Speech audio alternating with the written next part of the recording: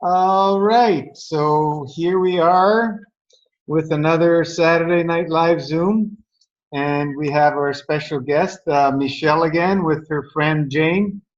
Hello, guys. How you doing tonight? Hi, Gina. We're doing really well.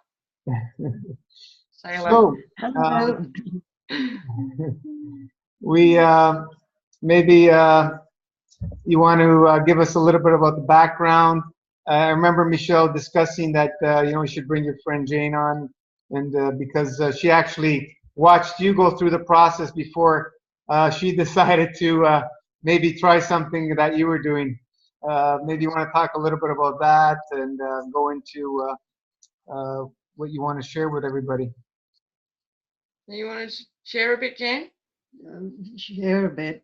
About, we remember you saw me going through my I've got to my tell you, detoxes and how sick I was before I started the master fast. Michelle was like a walking skeleton, she was. And we were sitting here, and I said, we should be going out for a cup of coffee, Michelle. This is when, she was really down. Anyway, we went down to Blue Bottles at Woolgoolga, and when we got out of the car and I looked at Michelle, she was a walking skeleton. And I thought to myself, well, this'll buck her up a bit. So we walked around the corner, and this lady that we knew in this shop came out, and the whole of the people were sitting there with their coffee and whatever out on the footpath. And they were all there. There would have been about 20 people or more. And this lady yelled out, my God, what have you done to yourself? Look at you, you're a disgrace, she's saying. And I looked around and I thought, look, if the ground could have opened up, I would have jumped in it. Michelle was having such a bad time being that thin.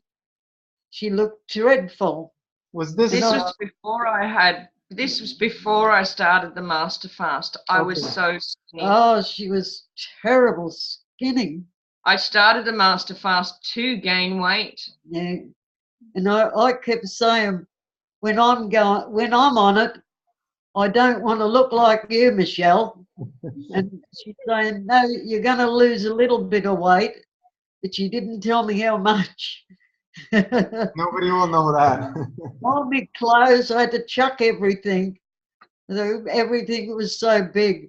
But getting back to Michelle, I seen the change in her with the calcium water, and I thought to myself, give me a bit of that, Michelle.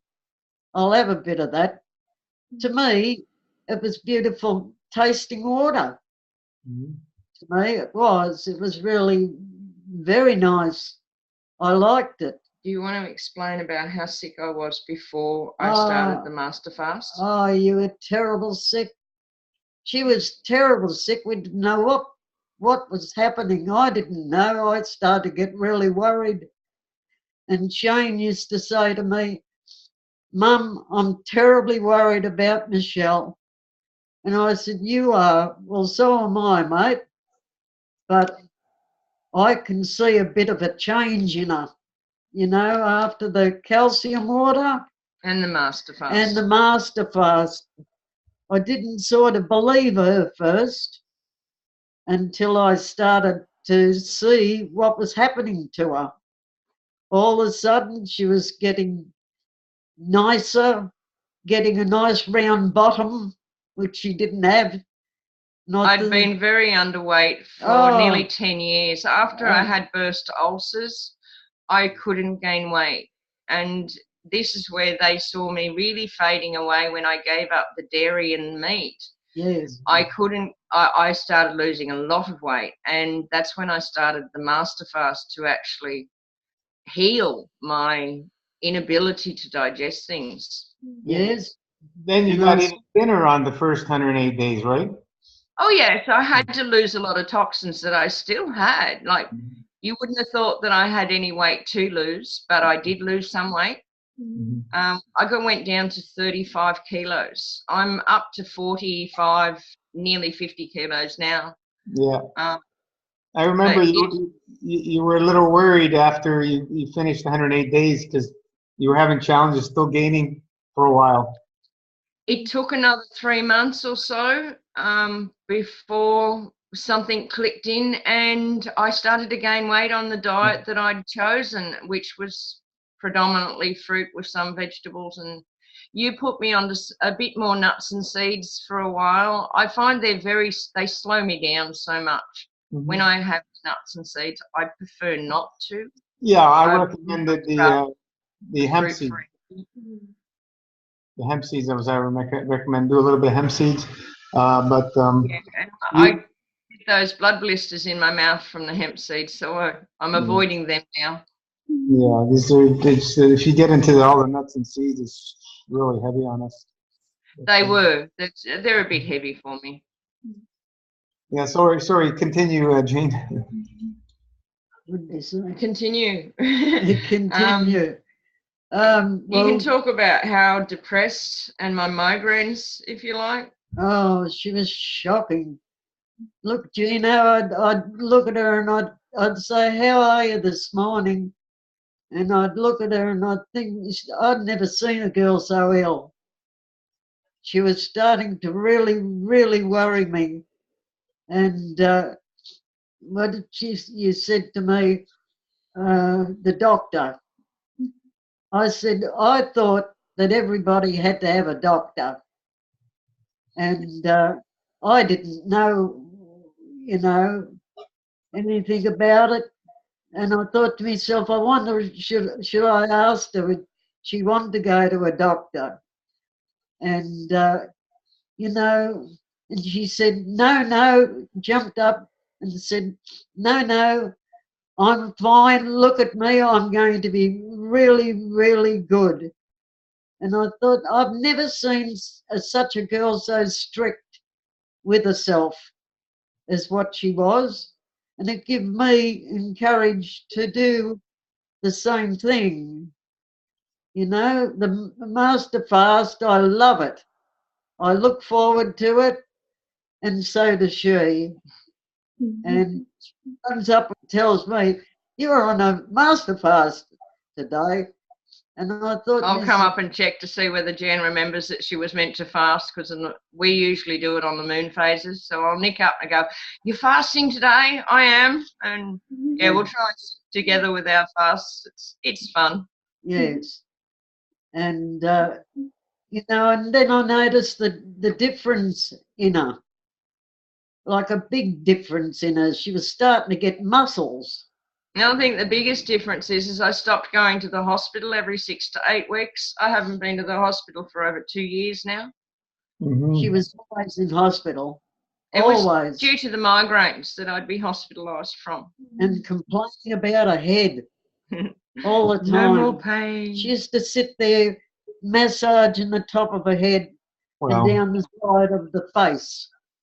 And I used to think, what the heaven's going on there? And she was saying after the Master Fast, she was losing a lot of stuff out of her head. And I thought, gee. Yes, I could feel a lot of acid draining from everywhere. This is different. This is so different. I think some come out of your eyes too. Yeah, the eyes. I had a very pussy nose for over a week there recently, and afterwards my whole head felt so clear, and my clarity in my mind was just so much better. And I just persevered with pus. It just kept pouring out of one nostril for about 5 or 6 days. And then we had to call an ambulance because she was really bad. Oh, that was over 2 years. That was nearly 3 years ago. Yeah, and something happened in the ear, and all this pus come flying out of the ear. Back in hospital, she had to go. I had a lot of congestion in the left side of my head. Yes. Anyway, I heard the ambulance say, quick, it was telling the fella to get something out of the ambulance. Quick, you have to hurry, this is burst. And my heart sank. And I thought to myself, oh my goodness, what's happening to her? Because, you know, I usually don't go down there if they're doing something like that. And he said, come on, we've got to get out of here quick. She's got to get to the hospital. And they reckon that the drain of that flew out of the ear. Yeah, I was lucky. Oh, the abscess burst outwards and there was no pus left inside the head cavity. They were a bit concerned that I had pus next to my brain, but there was no problems. All that has healed tremendously now. Like I have very little discomfort at all. Yeah. When it flares up on a healing reaction, where in the beginning the healing reactions were pretty intense on that side. But whenever I feel anything through this side of my head, I know that it's just more garbage clearing away from the old injuries that I had there. Yeah, remember I said for me, it took me around 5 years to clear up all the mucus. Well, having my neck put out as a baby, the drainage of fluid and lymph down that side of my head obviously was blocked up. As from when the beginning of the lymph starting to drain from there was when my headache started to subside. And I noticed when the migraine stopped, so did my depression. They seem to be very connected, the migraine and the depression. Yes, you were very down. Yeah. Very, very down. But look at you today. Yeah, well, Right? totally different person these days. Awesome. Completely. Yes. Yes. And I like the way she gets at me. Well, I'm firm. Yes. I'm firm, but I get results. Very strict. Yes. I'm strict with myself. I'm strict with the animals and anyone that I help. It's no good petering about the bush. We got to get onto it and fix the problems, and you just got to lay it down there, and that's the way it's done. A bit like the master stick to the protocol, and it's proven. We improve it as we go, but yeah, you've got to be pretty firm on that. You can't be too loose. Yeah, people, if they tune in tomorrow, they'll find out why. We have a special one. Tomorrow. Oh, yes. Yes. We have a special guest on tomorrow that actually did the wrong thing by herself. Oh, good. And she's sharing with us why we should actually stick to the protocol. There's a lot of reasons, and you watch the next Zoom and you'll find out what the reasons are. Yeah. It's it's very sound, and like you said, we're learning more and more as we go along, and we're making slight changes to make it safer and safer and more effective for people as we move along. We share. Yeah. I like changes. Yeah. I think changes are marvelous. Like, to me, technology is magic. You know, changes overnight. I like changes, I really do. But as a child, I was in a convent. And I was in a convent from when I was 3 years of age till I was 17. Wow. In a convent. And I had to do what I was told to do. I mean, everything. You had to do what they told you to do. So as you could imagine, she'd been very well indoctrinated, and she believed in her doctors up until just recently when they nearly killed her, and she sacked them all. I sacked them.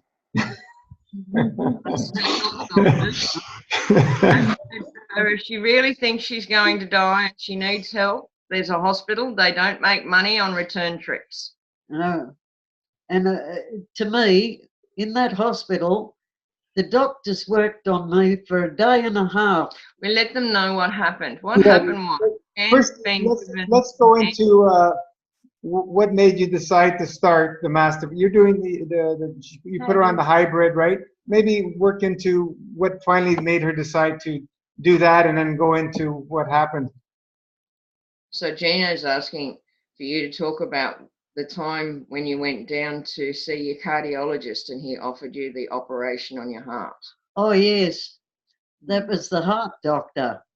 And I thought he was an actor. I think he was an actor, the way he was talking to me. And I thought to myself, that's so strange. You know, he sat down and put this real morbid face on and said, well, I know it's up to you to, if you're going to have this heart operation. I said, a heart operation? Oh, I said, oh, I have to think about that. And he said, well, it's up to you. That's all he said. But we can fix that, you know. It's a very easy operation he's going on with. And I thought to myself at the time, I wonder how many women he's told that to. I sort of didn't believe him a bit. And because the way he was going on, and you know, you watch facial expressions, and I was watching that, and I thought to myself, no, I've spoken to too many people to understand these facial expressions. And he said, it's very easy operation. He said, you're not in there for long and all this. And he said, but it's up to you if you want the operation. So Jan came down to the car after talking to the doctor and she said to me, I don't want this operation. What can I do? And I suggested that she do the master fast with me and that she could do the hybrid master fast, which is a bit gentler. Jan is 82. Mm-hmm. So she was happy right from that point onwards to start the master fast, and that was it. That was the beginning of her master fasting. When she went into hospital with her potassium levels out, only about 4 weeks ago now, the doctors there couldn't actually find this noisy valve sticky valve that the cardiologist wanted to operate on. So she'd only been on the master fast for about 3 to 4 months, and it healed itself. But what was the reason that she went to the hospital? They came to do a random test or something? She had a blood test to check her potassium levels because she was on preventative heart condition medications. One was a blood thinner and one was a blood pressure tablet. They were not necessary, they were preventatives. The side effects were way beyond what she needed, and I hate to say I told you so, but I did tell her so when she first got the tablets, but she trusted and believed in the doctors, so she took them until an ambulance arrived at midnight one night and said she had to go to hospital. Her potassium levels had read out as the blood test from the Friday earlier. This was a Sunday night they arrived. She didn't want to go to the hospital, so I took her in the next morning. They had to readjust her potassium levels, and in doing that, they crushed her kidneys. So she was in intensive care for 24 hours, and they shook and jiggled and injected her for 12 hours to get her kidneys to rework again. They expected her to be in there for a week or more because they usually have a lot of side effects after the kidneys crash when they try and get the potassium levels to balance out again. When I rang them that morning, I asked them how long did they think she was going to be there for. They said she was still in intensive care and they expected her to be in there for no less than 5 days and possibly 7 a full week. That afternoon, when I was preparing to go and visit her, they rang me up and asked me to come and get her. They were discharging her. They couldn't find anything wrong with her. And that we can only put down to she had been on the master fast. She had cleared all the black plaque out of her digestive system, and she was running healthy and clean. She was So, on. yeah. Was she on complete master fast? No. She Hybrid. Pardon? she was, Jane, you were doing hybrid, right? So she was eating? Okay. And how long after that that she had to go to the hospital again? It was about 8-10 weeks 10 after weeks? starting the master fast. Yeah, and she was still taking the medications, the blood thinner, and all these blood pressure. She was still taking them. While she was on the hybrid master fast, she still took her tablets, and she was still visiting her doctor and having the tablets readjusted and readjusted. Okay. How long has she been on those tablets, Jane? How long were you taking them prior? Tell him that I was vomiting. Pretty well indefinitely from when she first saw the doctors. They had her on multiple medicines. I've been here on the property with Jan for 10 years, and for 10 years I've known her. She's been a prescription pill popper. Okay. She was taking everything the doctor gave her. A long time. And I thought it was a bit of a joke. Her cardiologist would say less medicines, less pills. The doctor would take her off the pills for a couple of weeks, and then he'd put her back on all the pills again. And this happened every year. I think the cardiologist understood that the extra pills weren't doing her any good, but the doctor makes more money with more prescription pills. Obviously, you've got to go back for them. Yeah. But one of the interesting things we found with when Jan did do the master fast, she didn't actually take the plasma pudding, which we don't advise. It's best if you do take the plasma pudding. But she still lost 10 weeks, well, 2.5 months of black plaque from her bowel. It was like tar, she said. Do you remember the black stuff that was coming out? Oh, the tar. Yes, I remember the tar because they used to do houses, the tops of their houses with tar and stick the stuff down on it. And if you walked out there, you could feel the tar used to come up all the time, especially in the real heat, you know. And they used to say in Pitt Street over the radio about you can go and fry some eggs on the tar if you like. You So know? what was it like coming out of you? Oh, it was real thick tar. This is exactly like tar. Yep. If Jan was having no charcoal, there was no reason for black stuff to be coming out. No, And that was on the master fast. that's with eating. That's a hybrid. That was with eating hybrid, yeah. Yes, and that was coming out at least for About 2.5 months. 2.5 months. That was coming out of me.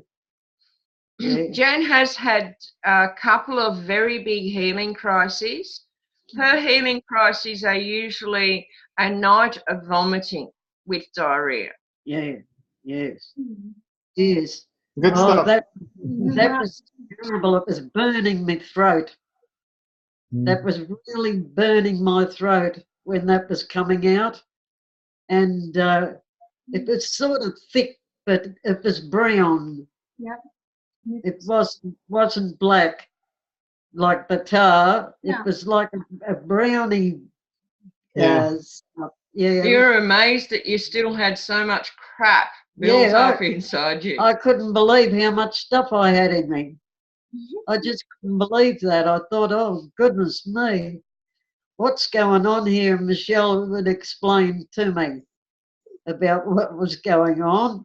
Jan used to suffer quite bad constipation before she started the master fast. She hasn't had a bout of constipation since she's been on it. Awesome. No, none of that. No, I've been really good. It's marvellous, actually. Yes, I feel a lot better, and since I've sacked the doctors, I feel a lot better in myself. I can't wait to get up in the morning. I love getting up in the morning. I'm up at 7 o'clock of the morning. It's sort of stuck to She's me. usually up until about 10:30, 11 at night. Yes, I'm up till that time. But I must walk up these stairs about 1,000 times a day, I say. There's 15 stairs, so I love that too. Awesome. But I do walk a bit. But Jan's energy has picked up tremendously. Before the master fast, she did very little. These days, she's out watering the garden every day, and we've got a pretty good garden, and she's got to drag the hose around, and there's no effort in what she does these days, where before she didn't even have the motivation to go out there to do it. And I've got to tell you, Gino, to me, when I was a child, I used to take these old ladies a meal every day. And when I took the meal over, they'd say, oh, the lady might be out in a kitchen garden. And I always wanted a kitchen garden. And that's what we got now, is a kitchen garden. I love it. Anyway, when I got out there was an old lady out there, and I thought to myself, oh no, she's in a garden. So I walked out to her. This lady was 102. Wow. She was still on her knees doing the garden. I couldn't believe it. One of the nuns said to me, she's 102. I said, oh my goodness me. That was terrible strange to me as a child. How could anybody be 102? Anyway, the lady came in. She didn't walk with a cane or anything like that, and came and sat at the table with me.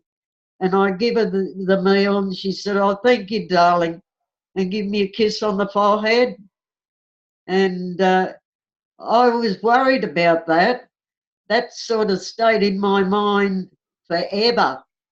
This lady, 102. What out there. age were you? I couldn't believe it, but it was true. It was true. And that helped me a lot. I wanted a kitchen garden. I thought to myself, a kitchen garden is magic. We've got a bit of land here, and I've convinced Jan into buying more fruit trees so that we can get them in, because that's really what we need to be eating.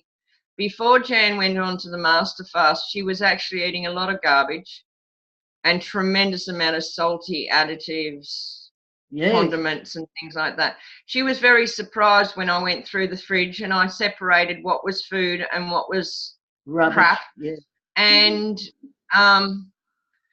we ended up with 2 fridges because one of the family members here was still interested in eating the crap food. So I had one fridge which was Jan's fridge and the other fridge which was her son's fridge. And I put all the real food in Jan's fridge, and she was just so surprised how much food she threw out. She actually threw a lot of the other food out because she doesn't want her son to eat it either. Yes. Yeah, that's true. Oh, she's been marvellous with Shane. Absolutely marvellous, but we haven't got him over right yet. Well, we're getting there. He came to my place yesterday and asked me for some of my yummy foods. So he's still looking at coming over to a healthier side. He wants the grape juice. He hasn't quite started the master fast, but he's got a lot of the ingredients is in there now. He's listening a lot. I think what's helping him is he's watched me go through what I've gone through over the last 2 years, and being mentally stable and emotionally stable. Like, I was an emotional mess with depression before I started, and he's suffering from some psychosis behavior from prescription drugs and alcohol. He's stopped the alcohol and the prescription drugs, and now he's looking at being able to heal the damage that they've done to him. And he's watching his mum change her diet, and it's making it easier for him. Awesome. Very nice. he comes in and checks up on me. He comes in and checks up at what I'm doing. Yes. He's Yeah. very happy with the effects of the master fast on his mother. He realised, like he said to me when Mum was in hospital, that if it wasn't for what we've done with her, and as I said, it's what she's done, we can only suggest it's up to people to implement it. But if it wasn't for the change, there was no way she'd have the power to have healed like she has. Right. That's true too. Yes. Well, if they didn't interfere there, she wouldn't have had to gone through that ordeal, you know. No. You want to watch? Talk to him for a sec. I've got a little problem with the computer. All right. Yes. Well, I can't hear him properly. That's it. Talk with you know. You can hear him. You can't hear it? Can I? Yes, I can hear you now. Okay. So are you planning to keep going on the Master Fast hybrid? Are you happy with it, Jane?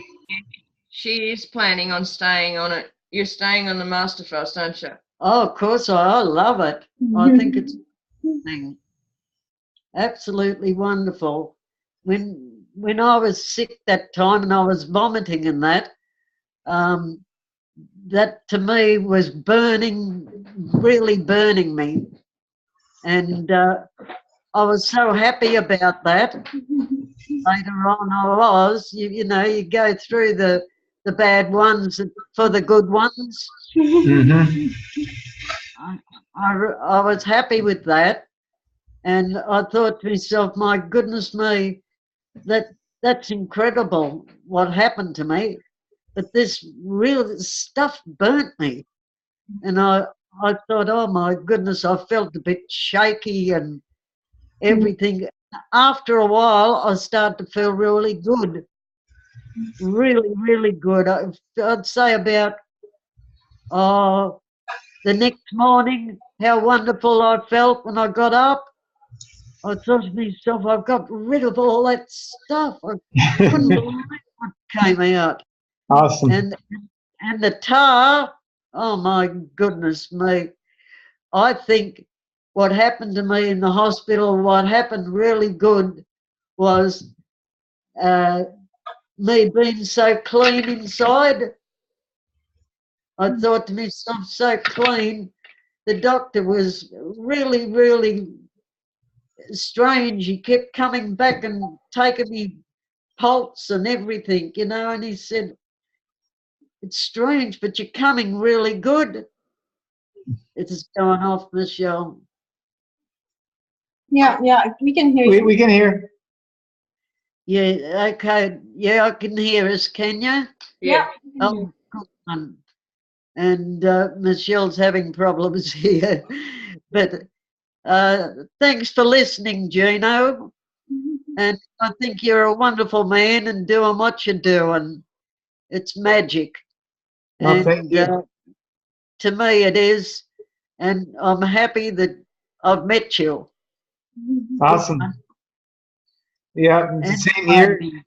It's awesome that you came and joined and share your story, and it's awesome that we met now. You know, stay focused. They can, you know what you're to do now, and just continue and keep refining and keep cleaning. It's a lifetime commitment. It's not something we just do for a short while. We got to continue. Yes, thank you very much for that. I'm really happy. I hope I get to 102. Really magic, because that was the most magic thing I ever heard in my childhood. 102. I didn't believe her at first. And oh yeah, she'd talk to you just like I'm talking to you. She had all the faculties, and you should have seen her garden. It was the most beautiful garden. I used to walk around. Matter of fact, I used to dance around it to look at all the vegetables and everything she was growing. It was beautiful. What age were you? But thank you very much, Gino. What was that, Gina? I said, what age was she at when she had that experience with the 102-year-old? How old were you? I was 8 years of age, and I used to take these ladies that lost their husbands in the war, and I used to take their food over, 1 food a day, to these dear old ladies, and it was up at Maitland. And another thing that I had as a child, we got a lot of these children from England that had all lost their families over there, and they were going to go to Greta Army Camp at Maitland, but the Greta Army Camp was full of soldiers still. So we had to take these children, and they were all Jewish children we had, and there was about, I'd say 150 of these children, and all lost their parents. I couldn't believe it. All lost their parents. I went, oh my goodness. Anyway, we had to mind them for a month and a half. We had to sleep with them, eat with them, and things like that. Those dear little kids. And that's stuck in my mind about, excuse me, about this, you know. And we had to wait till the army camp was empty so they could get up there. And they sent a lot of us up there with these children. And anyway, we were all standing there, and the nun said,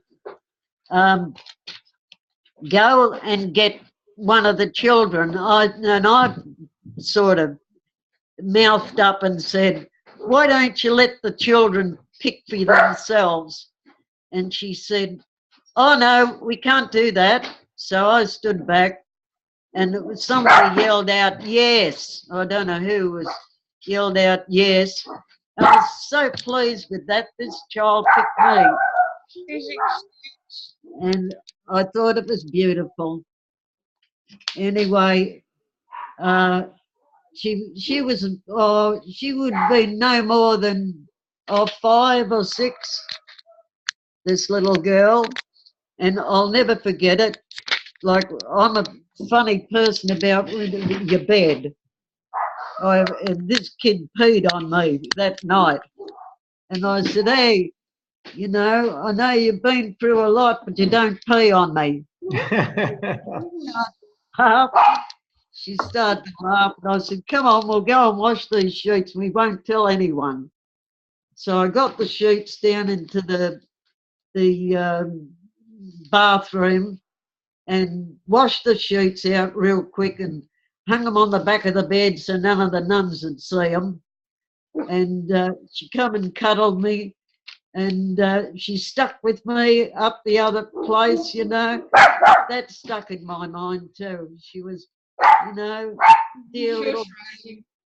And I looked around, all these little Jewish people, little kids. And what happened when you got sick from them? Oh, yeah, I was really sick. This is how come Jan had the heart condition in the first place. She actually caught rheumatic fever. Oh. And how long were you in the iron lung for? I was in an iron lung for, I'd say, about 15 months. Whoa.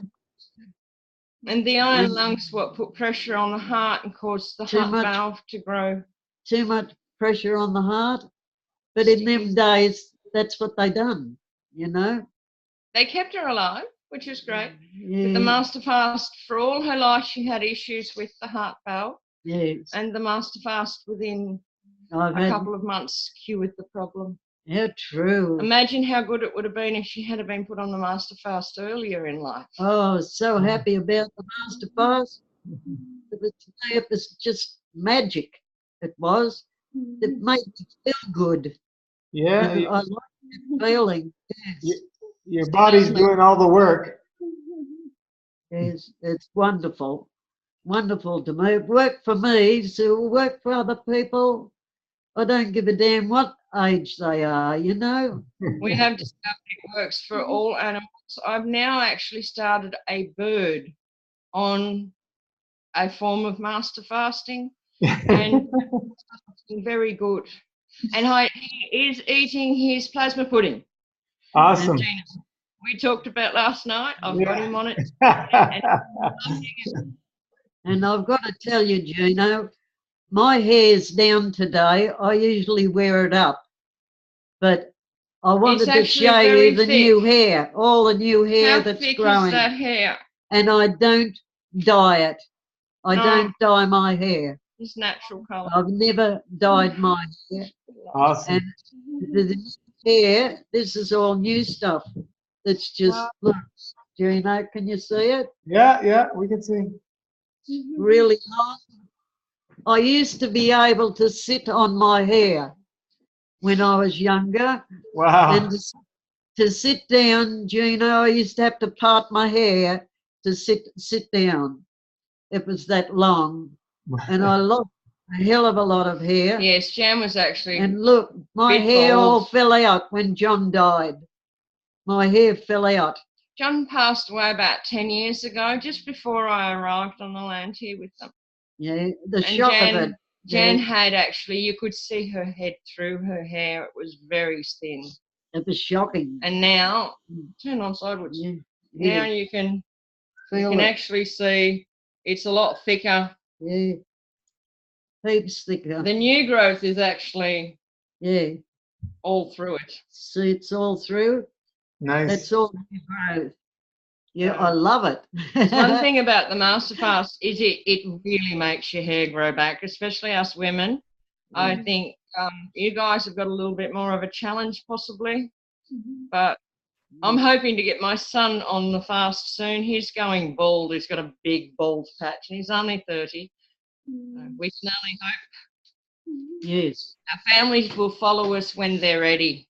Yes. Yeah. Excuse me one sec. Keep going. I can hear. Yes. I was going to say, have a look at all my new hair. Yes. It's grown more since the last. Wow. Now my hair's up. I've got it in a bun at the back. Yeah. So all this at the front, all this is new hair. Yeah. And the length of it has actually reached where I put my bun up because I can feel a big thick chunk and it doesn't want to sit up there anymore. It's become so thick and slippery.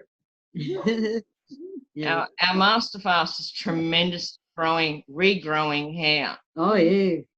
Yes, it is. And nails. I also, with the nails, I feel they're stronger. Yes. Notice her fingernails and toenails are growing much quicker as well. Beautiful, but I've still got lumps in my fingers. Tell them about how your hands are going. Jan had terrible twisted fingers. Yes. And they've actually straightened up since the Master Fast. Amazing. She can hold her hand flat on the table now. I couldn't. Wow. She's also noticing that the lumps between her fingers are shrinking. They're shrinking. And they actually, this one is going, see, they've got no lump there at the top. I've got no lump there. And this one's straight. It was permanently bent. I couldn't put my hands straight on the table, but look, today I can. But they're still a bit bad. You can see the lumps there, but there's no lumps what they were like before. That's getting straight, and this one's completely straight. And the fingers, see, I'm waiting for, I can be able to put my rings on again. That one is not as bad as what it was. Yeah, they are. They're a lot better. I should have taken a before photo. I hadn't thought of it. And I'll take one today, and we'll have. Yeah, that's amazing. Awesome. It'll all clear up slowly. Maybe you can put some castor oil with gloves on at night. That might help too.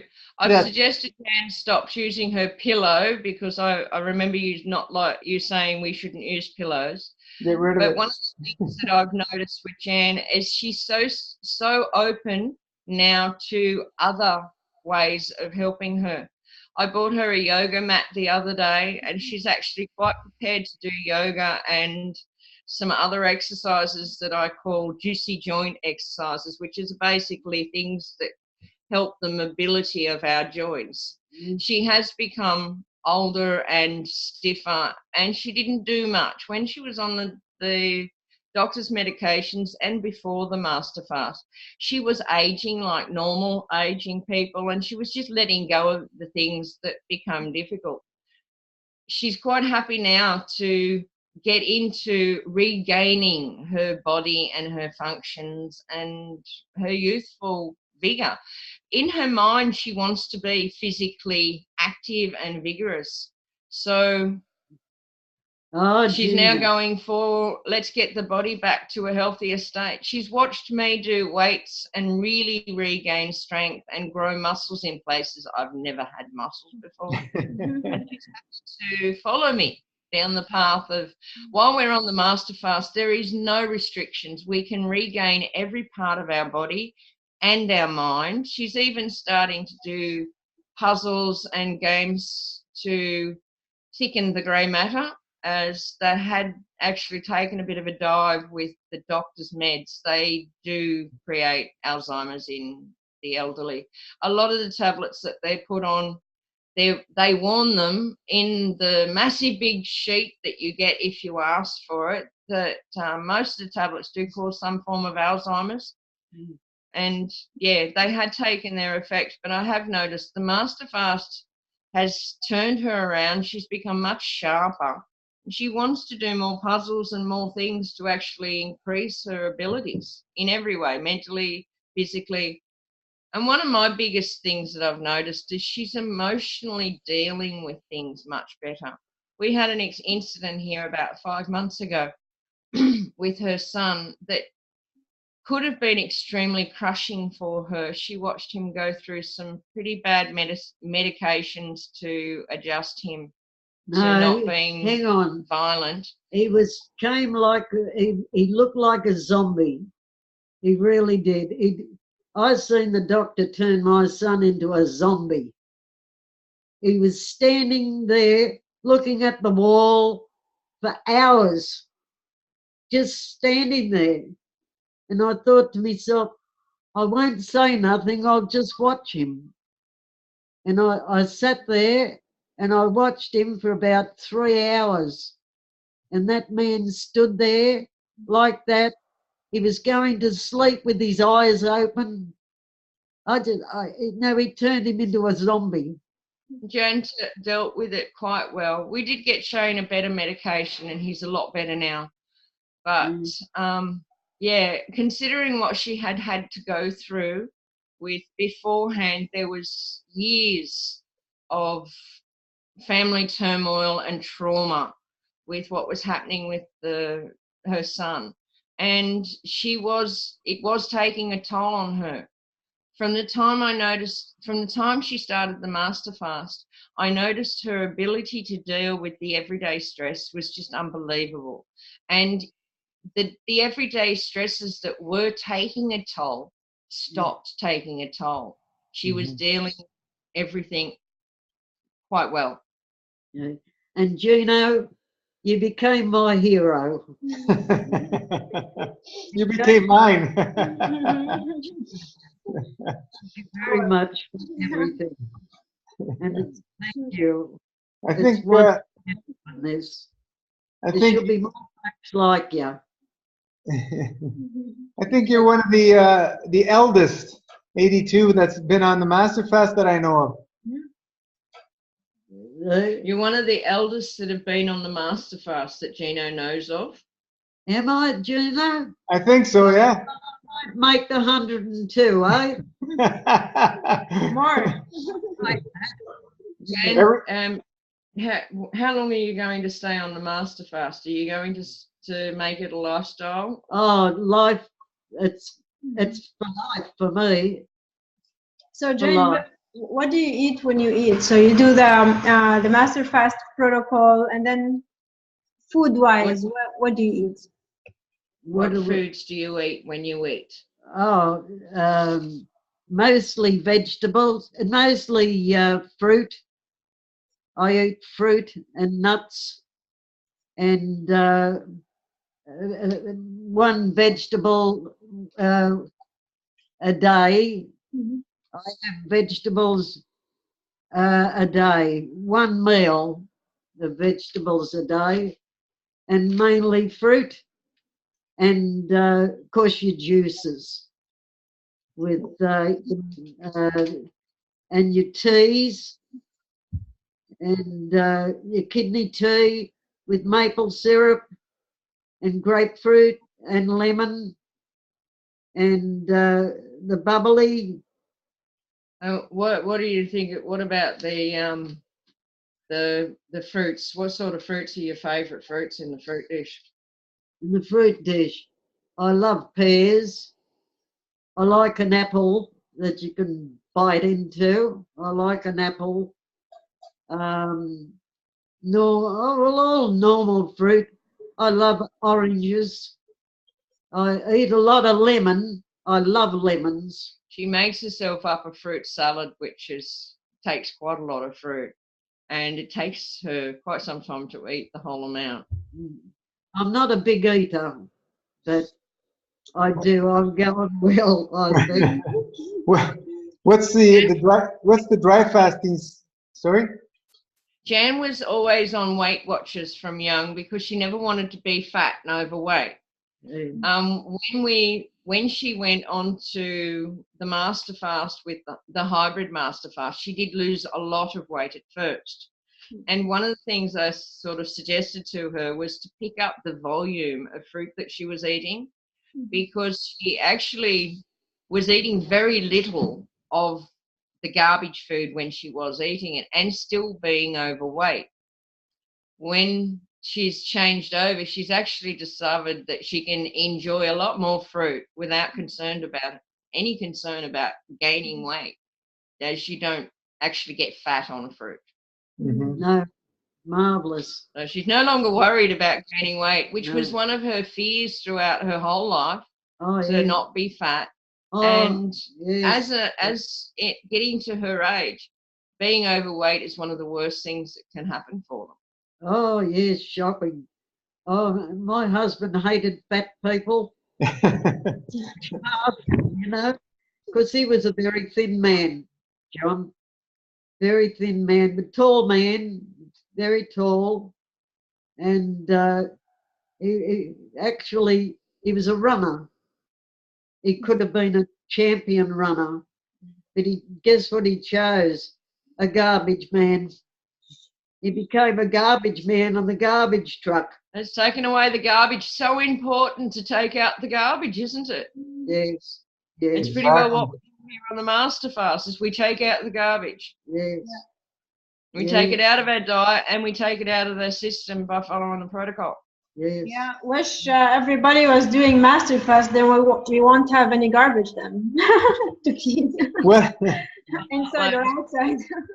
What's the dry fasting schedule like? Daily, weekly? Does she do the monthly? Jan does, basically she'll do a daily dry fast of 12 to 18 hours. Wow. Her weekly have always been 40 to 48 hours. Last week one was about the shortest she'd ever done. She did about 30 hours. Nice. But normally she'll do 40 to 48 hour dry fast, and she started that the first week. She didn't build up. She jumped in and went hard. She wanted to knock off the operation. So every moon phase, she'll do a 40 to 48 hour dry fast. She does the bubbly drink before the dry fast, and then she'll just go dry. And then she'll break it with the bubbly, a cup of tea, her kidney tea, and she'll get back onto the juice. She usually only has a light fruit meal the first day after the 48-hour dry fast. With her vegetable meals, I make up a soup so that her and her son will get into healthier foods. And her vegetable meals are usually a soup that I've made. Beautiful soups. Oh, absolutely beautiful. I love it. Mushroom. I try and keep them as easily digestible as possible with the least obstructions. Beautiful soups, absolutely beautiful. Love every bit of it. Yes, I'm really happy with that. And actually, Shane loves them too. It's a challenge. Who gets there first for the beautiful soups? What, Lovely. what, Love every. what has been your longest dry fast, Jan? Your longest dry fast? 48 hours, I think. Yeah, we're 48 hours. 48 But then hours. that's something she does most of the time. Right, Yeah. right. There's only a couple of times that she broken a little earlier because she wasn't feeling very strong and she didn't want to go any further. And the shortest one she did was just because of confusion. She didn't realize that we were supposed to dry fast that day, and I got up here a bit late. As soon as I said, "Are you dry fasting?" She's, "Oh, it's today. Okay, I'll be a little bit late." And she didn't sort of go as long because we were going out. But yeah, she sticks to the 48 hours. My That's where the goodness. power is to get the dries in, and to do them safely too is pretty important. But Yeah. she does all my little directions on when she should drink and what she should drink. And I'm going to tell you, Gino, I used to get boils, something terrible, under my arms and, well, wherever on my back. I used to get all these boils. I don't get any anymore. I don't get boils. I can Wow. lovely say that. It's quite Yeah. surprising in such Yeah. short amount of time, the Yeah. things that Jan has noticed that Yeah. has changed for her. These boils, one I had on my back, I was supposed to go to the doctor and have it lanced. And John said, "Come here," like that. And he turned me around and he grabbed hold of this boil on the back of my back and it oozed out, all this stuff oozed out of it. I fainted on the floor from Whoa. I fainted. I don't know how long I was out or whatever he done to me, I don't know. And after that, I thought to myself, I've got to get rid of these boils. You've done it, Juno. I don't anymore. I had boils under my arms. She had the doctor cutting them out on a regular Oh, basis. disgusting. Oh, man. But this lymphatic system finding no other way out. Yeah, Yeah. well, all that tar was feeding them. Yeah, and the kidneys were blocked, so they come out through the skin. And I And she mean, has past yeah. the sediment all the time. yeah. I'm fine now. Thank you to you, Juno. I told you, it's me talking to you, my hero now. Yeah. I told you had a crush on you. No, you're wonderful. Thank you so much, Jane, for John, for joining us. It's awesome, awesome, awesome. And are you still on the medication, the blood thinner and the blood pressure, or they're out? The blood pressure and blood thinner medications. I don't. Rana's asking, are you still on your blood pressure and medications? Oh, I got rid of all that. I gave them to Michelle. I gave Michelle a lot. I quite like flushing medications. It's one of my favourite things. I put it all into a cup and I say, look, down the toilet where it belongs. Yeah. We definitely need it in our systems. No, none of that. I don't take anything today except the calcium water. And you don't drink the calcium water anymore. It's just mouth holding these days. Yes. Jan's doing the full master, the full hybrid, where she doesn't drink water and she doesn't eat any of the foods that aren't like approved. She sticks very tightly to our protocol now. Oh, and yeah. she's actually going to pick up on doing the plasma cutting. It's not been something that she's had in her regime, but she's going to be doing it from now on.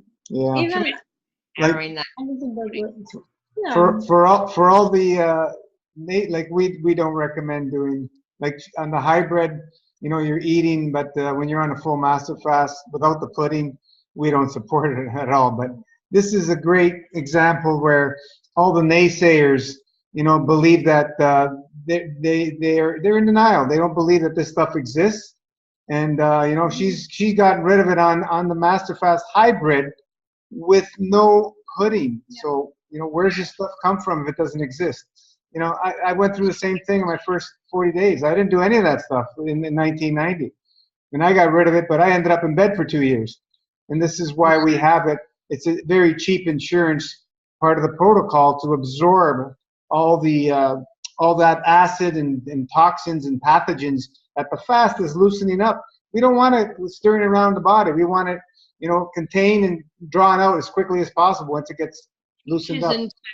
A guarantee that your system is going to be able to clear the stuff quickly. Without those tinctures and tea, there's not much to buffer the system and help it get rid of that garbage. Detoxing without tinctures and the kidney tea, there's a lot of reabsorption of toxins, obviously, because as soon as you get onto the tinctures, you can feel your system not go into as heavily detox symptoms. I noticed myself when I was making my own tinctures, I was suffering much heavier detox healing reactions than when I started your tinctures, Gino. I'm having a lot less detox healing reactions now that I'm on the stronger ones. And my own kidney tea wasn't as good as your kidney tea. I didn't have as much in it. I'm noticing I can have a cup of your kidney tea, and within an hour or two, I actually shed quite a lot of sediment. It really opens my kidneys very quickly. It's one of the things I've known with Jan, having her on the fast, as hard as she does fast, I'm buffering her with the tinctures and tea, and she really doesn't suffer. Considering her age and the amount of toxins that are built up. Diarrhea of black tar for the first couple of weeks was she got a little bit tired of it for a while. It was like, when's this going to stop? And I basically said, well, when there's none left to come, it eventually stop. But without the tinctures and tea, I do think that she would have suffered a lot more. Oh, yes. Oh, yes, I would have been, love. I was clean when I went to that hospital. Yeah. And I was clean, really clean. And that was marvellous. Yeah. We're going to heal her hearing and her eyesight next. We're going to keep pushing the master fast, and I think that she could actually take it up a notch. We'll have a talk about it later, and possibly drop down to 3 days eating and longer dry fasting, or possibly having a bit of a juice day fasting before the long dry and a juice day after the long dry, and having lesser eating, just to try and get deeper in with the healing. Yes. Yes. She would love to be able to give up the hearing aids and to be able to hear us properly. Yes. Yes. And we know that it's healable. Yes. Yeah. Do. And I remember, Michelle, you mentioned, I think that Jen is not doing enemas, right? That's the one thing that Jen is not really into. Yeah. Doing the enema. Oh, yeah. But results, which is quite cute to suggest, because I'm starting this new practice run of the enema fast today. Oh, yeah. So yeah, Jan doesn't do them, and I'm going to be doing them a few times a day for a few days with zero oral intake. Everything will be through my enema. I remember you mentioned you're starting on your birthday. Is today your birthday? No, I'm starting today, which is the 1st of October, and I'm going to run through my birthday and go to at least the 12th of October. That's my plan. Okay. Yeah, you guys are in the future. We're still in September. You'll catch up with us. Yeah. Yeah, so maybe there is a chance in the future to for Jane to do enemas. Maybe. I'm Yeah. planning on buying her an enema kit and just sitting it there for her and hoping that she really wants, like, if she wants it all to come together, that is one of the things that's going to help a lot. Yeah. I know myself, it's When- tremendous. Yeah, when you're eating, you have the buffer of the food, and you have the you don't have the complete elimination mode of the body, you know, completely in an elimination mode like we do when we're on a full master fast. So that's you know, it's you're working that way. When you're on a full master fast, you need to do everything the way we explain to be safe. This is it's quite a bit different. Jen started very gently as because of her age, she didn't really want to jump in as harsh as the full master fast. Yeah. But I have noticed as she's cleaning up, she's becoming a lot more open to the Right. suggestion of bringing other aspects of the Yeah. fast into Yeah. her system. At the beginning, I could imagine she was probably a bit scared, like it's a big change. Oh, yeah. But now that Amazing. she's been doing it for a while, she's quite open to the more parts of Mm. fast than she was in the beginning. Yeah, Oh, yeah. well, we designed the hybrid for children and for the elder, right? It works. It works quite well. And you can pick it up gently if you're feeling like it's too much to jump in. Yeah, Take steps, because eventually you have the power to get yourself to where Jan is now, where she is quite comfortable to go on a 3-day eating and 4-day fasting type setup for a while. She's no longer worried about her weight. It's maintained. It's no longer dropping. And she's actually in a physically good state. She's not big like what everyone is used to looking at people. And I think that's something we really have to consider. The biggest majority of the people that we're looking at are a bit overweight, and a lot overweight. And most of them do feel very insecure when they see very slim people around. They've been encouraged and educated into the idea that if you're underweight, you're sick, where they've got no idea what proper healthy weights are. Jan's quite comfortable with her weight now, and she's no longer worried about it going down anymore, as most of the weight she lost was fluid and a tremendous amount of bulk from the middle. She actually has a waist and a flat tummy now. So all that black plaque had a lot of weight in it. oh yeah. Yes. Yes. It sure did. Yeah. It's amazing. It's amazing the Yeah. things that happen. Everything's possible. Everything's possible. You're never too old, and it's never too late. I've always believed it doesn't matter what animal is brought to me. If it's still got breath, I have a chance. It has a chance. Yeah. If we're still breathing, we have a chance. It doesn't matter what diagnosis we're being given. If we're prepared to give it a go, the master fast will swing us around fast. Well, one of your ferrets wasn't breathing and it still came back.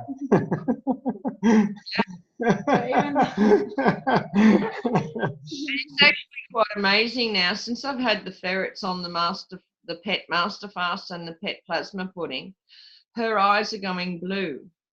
I'm Wow. actually the color of 2 of the eyes of my ferrets. One of them had been named Blue because as a baby she had a blue tinge in her eyes.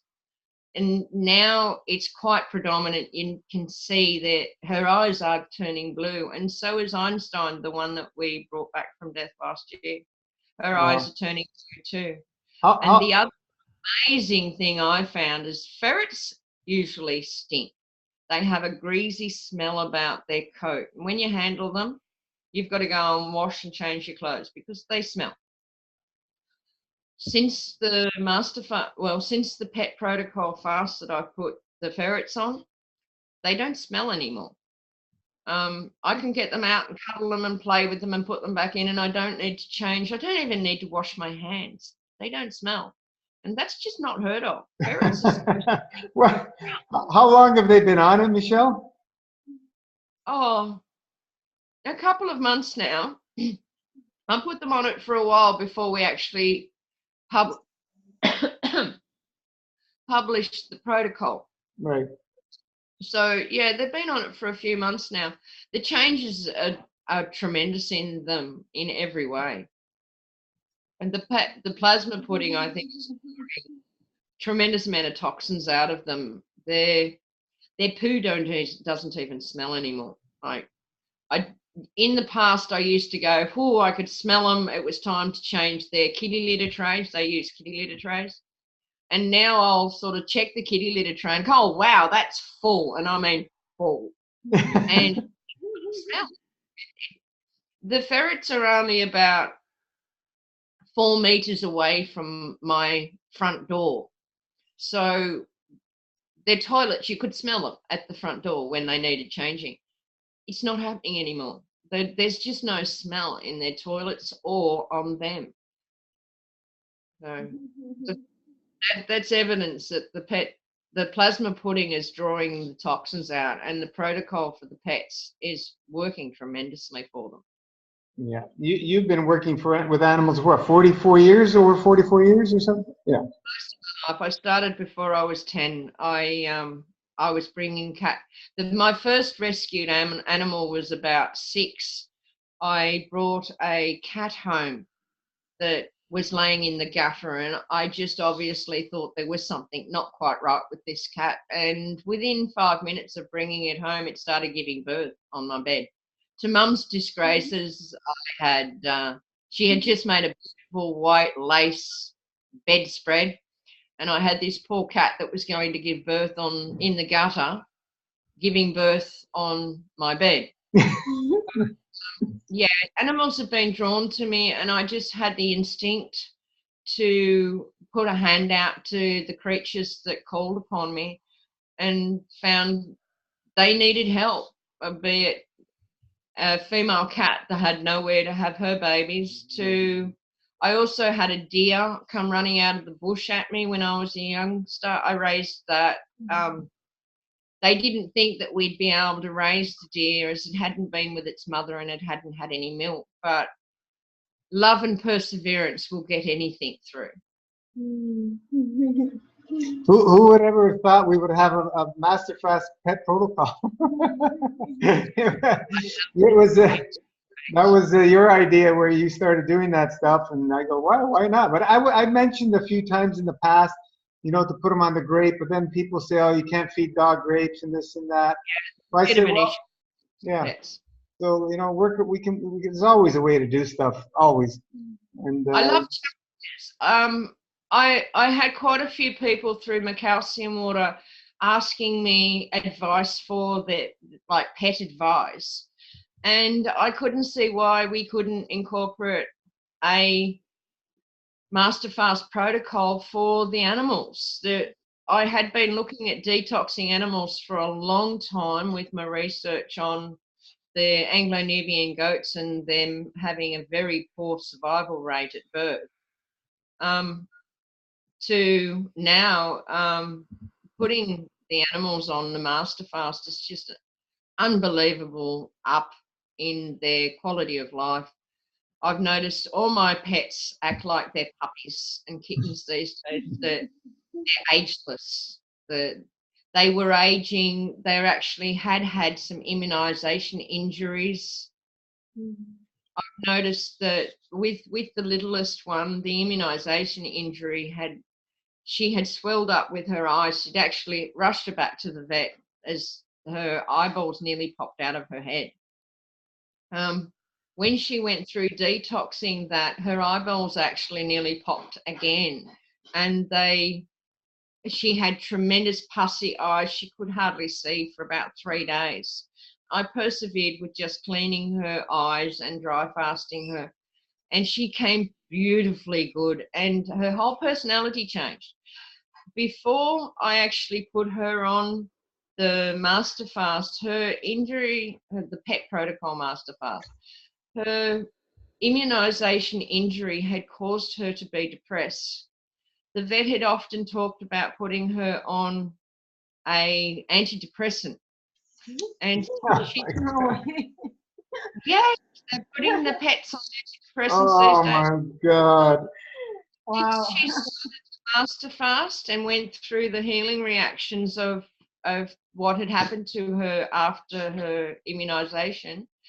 She stopped being depressed, and she also lost a tremendous amount of weight. She'd always been a bit fat. She's lost all the weight, and it wasn't through a change of diet. The diet hasn't changed. She's just now got the plasma pudding and the dry fasting. It- Our other has just walked in. Come on, Daisy, outside. Daisy. We have a Great Dane. She's massive. She might come and be part of it. Okay. When we were discussing about animals, the beauty about animals, you don't have to worry about any placebo effect or any of that garbage. There's no mind, and Right. they change. The changes are quick on animals. Right? Yes, it's one of the reasons why I've worked with animals, because I don't have to worry about placebo. They can't believe that I'm fixing them. If it works, it works, and if it doesn't, it doesn't. Yeah. I've worked with all the ethical ways to heal animals. I did find homeopathy is the one thing that I did get great work with, great results with.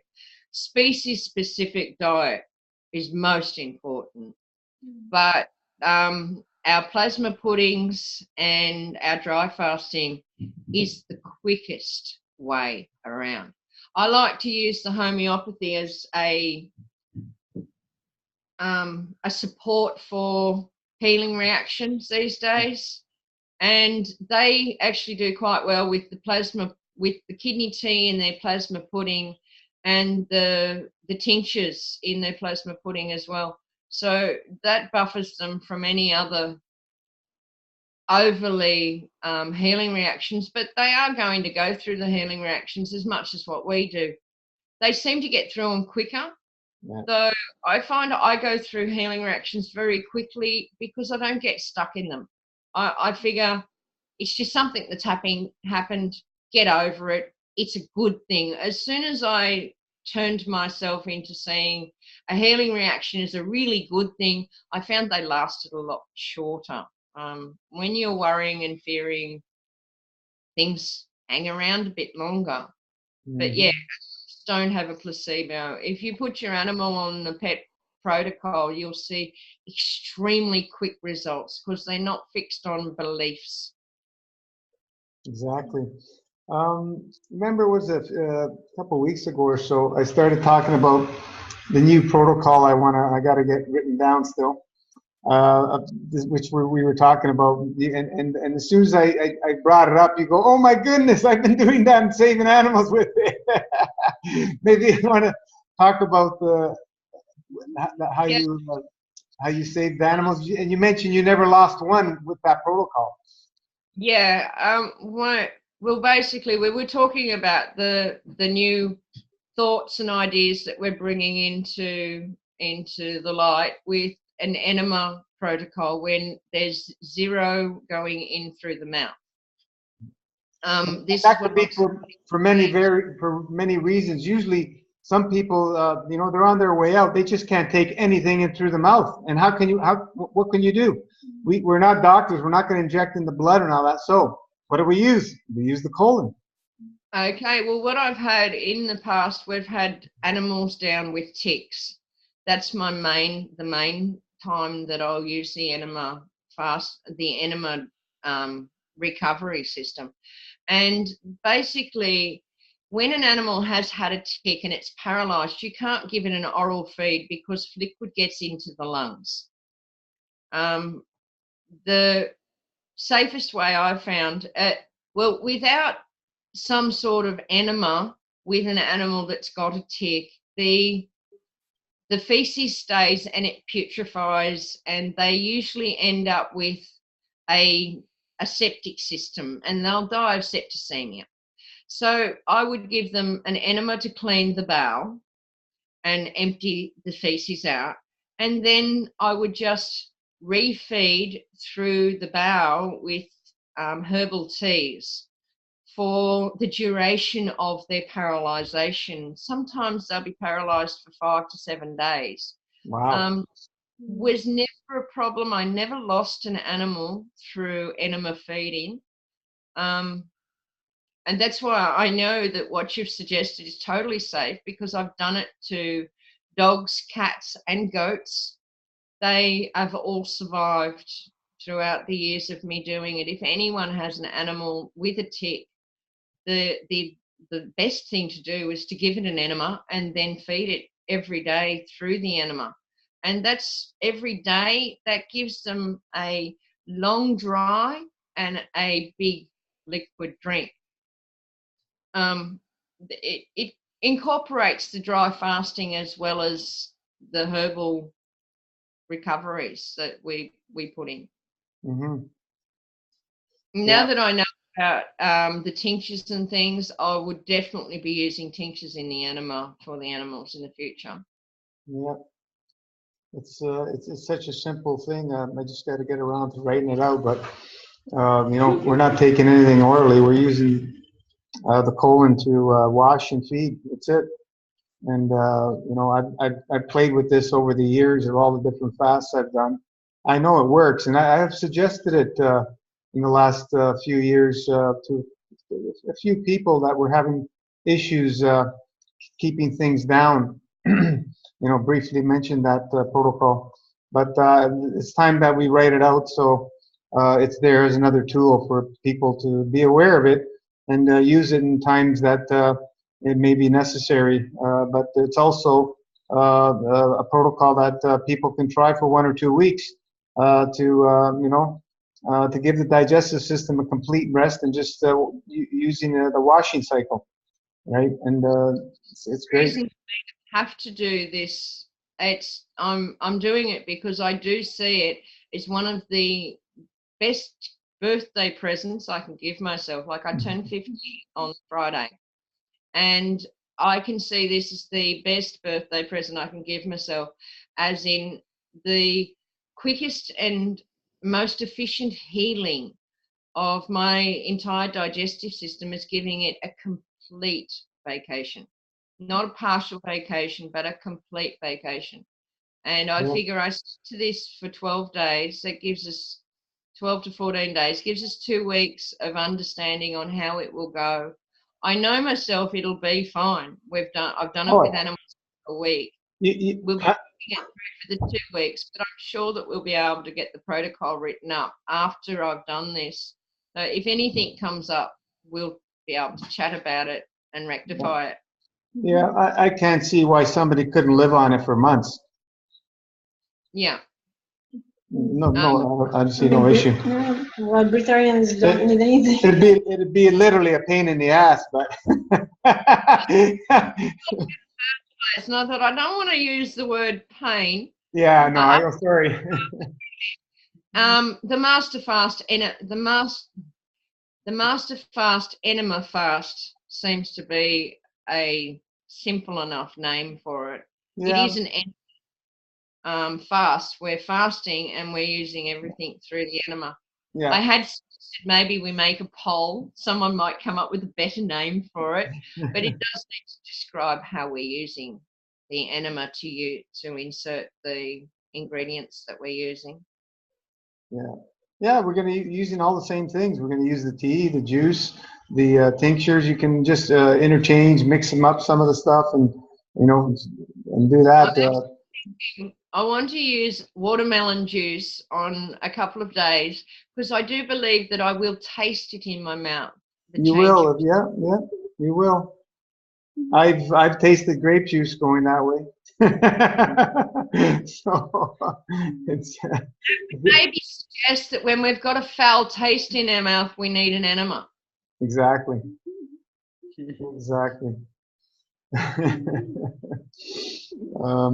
Awesome. What else? There was something else that you want to share with the animals, I think. It's slipping my mind. You're talking about the bird, the was it? It's like a parrot. What's it called? I was given a scaly-breasted lorikeet for my birthday, and they are a fruit and nectar eating bird. Now, this little dude, he is domestic.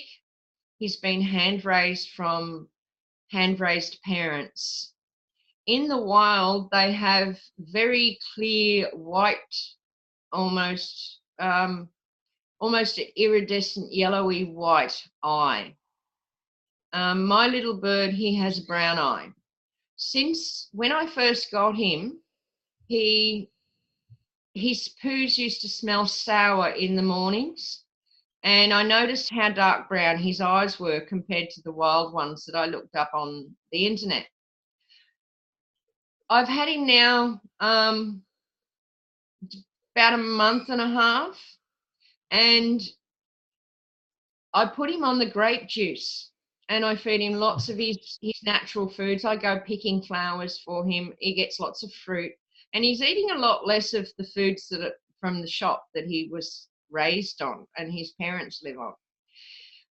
These days, he doesn't smell sour. His poos don't smell sour in the mornings anymore, and there's an actual white ring developing on the bowel lining on the inside of his eyes. All animals' iridology is exactly the same as human iridology. They just have different shaped bodies, but they have all the organs in the same places. And yeah, we talked last night, Gino and I, about putting the bird on the plasma pudding. And I said, I'd have a think about how we do that. Anyway, I come up with a way, and I put it in there for him last night, and he's loving it. So we now have bird on the plasma pudding, and we're already, like, if he was at 3 months old, if he was having sour smelling poos and dark brown eyes, his lifespan is obviously a lot shorter, and his happiness has been reduced. Something I've noticed actually since I got him to now, he's happy. It's actually what his name has become. I couldn't find a name when I first got him, and I thought, and nothing would come to me. No names would suit. And about 2 weeks ago, the name just jumped out, Happy. And yeah, anything, even the birds put on the master fast type protocol, become happy. Do you dry fast it? He dry fasts at night. They sleep for the whole of the dark hours. So your bird actually naturally, by default system, dry fasts. What's the lifespan in the wild on those birds? I don't know. No? I haven't looked into that. I should have a quick look and find out. Interesting. It would be interesting. I hadn't considered it, but I'll have a look into that. Do you know in the domesticated ones how long they live? No, again, I haven't looked into that. This is the first time I've had an actual lorikeet, which is the reason I like the idea of a lorikeet was because they're fruit and flower eaters, and now I'm a fruit eater, and I want to become an Etherian eventually. It just seemed natural, something that ate less and ate more the style of foods that I was going to eat in the future. Yeah. I've got cockatiels in a big aviary full of cockatiels, and the calcium water and species specific diet, which is something that we really push with the master fast. It's made a huge change on them. Awesome. How big is this bird? That had issues with its feathers when I first give it to her. When I first had years ago with the birds, they developed beak and mouth disease, which causes a feather defect to occur in the second generation. And in the third generation, you can actually have physical defective shapes. The bird that Jan has now has not got wings. They don't exist. He has little stumps where his wings were, and he's got a twisted thigh, which causes his leg to be twisted. Now their lifespan is usually very short because they're mutated. It's the cause of this is the second generation of having the virus. When we first started with the calcium water, she noticed that the first thing that appeared was there was a lot of little underdown feathers.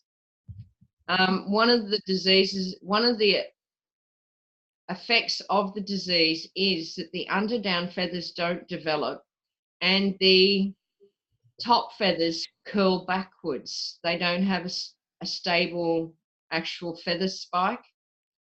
Since she put her little bird over onto the calcium water, he's grown underdown feathers and straight top feathers, which would suggest that we've cured the genetic damage that was being done. As I said, birds do dry fast. They do not eat from the time the sun goes down to the time the sun comes back up. And if you species specific the bird with the calcium water, which is basically what they would look for in the wild, they would find calcium enriched waters from rivers, streams, or the ground where there's rain been on a calcium deposit of rain, of water. You find when you're riding a horse, I have many times been riding a horse and suddenly he'll have to drink out of a particular puddle of water and you'll think that's filthy water and I've got normal clean water for you at home. And why do you need to drink this water? And basically it's for the mineral content, for the plasma effect of the minerals in the water we've discovered is what's going on. Yep, they're looking for that energy. They can sense it. Hello? We lost you? I think we lost them. Maybe battery or internet. Uh-oh. Well, let's wait a few minutes, see if we get them back on. Some interesting stuff we've heard today, if people are listening. You can read between the lines what's going on, how the importance of what they've shared. Very fascinating stuff.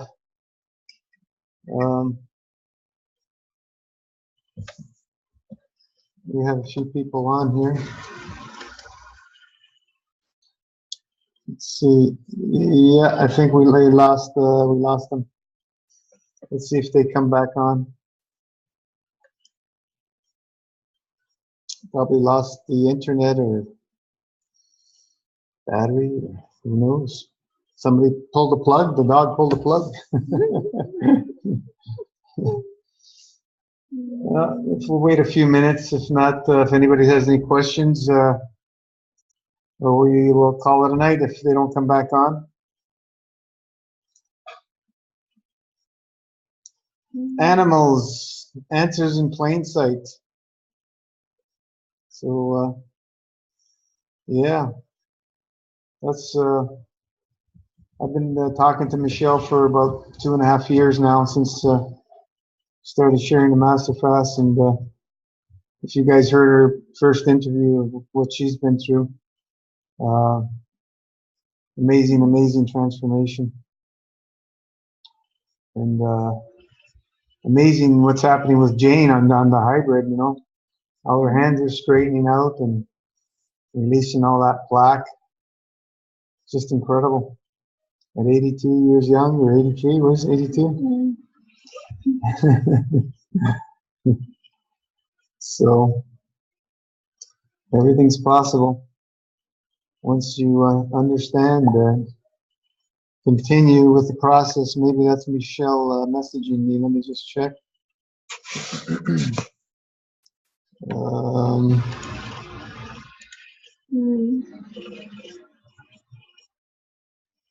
Okay, the battery died. Yeah, all right, that was Michelle. Ask her if she's coming back.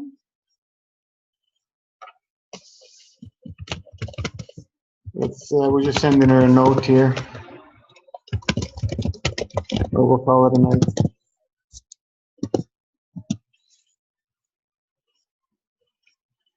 Or we'll just send it. Well, We got all the gist of the good stuff. Okay, she's coming back on. Let's give her them a few minutes.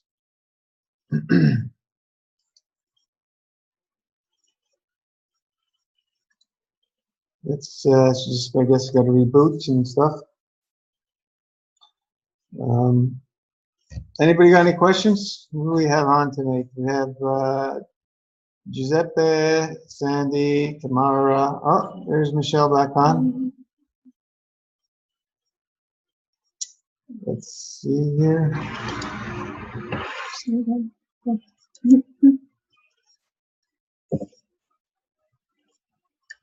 We can't hear you, Michelle. I don't know if you can hear us. Maybe you got to set up your.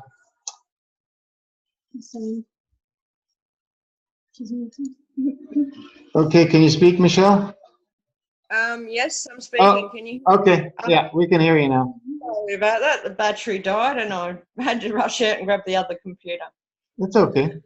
Yeah, so see if we can turn you sideways there.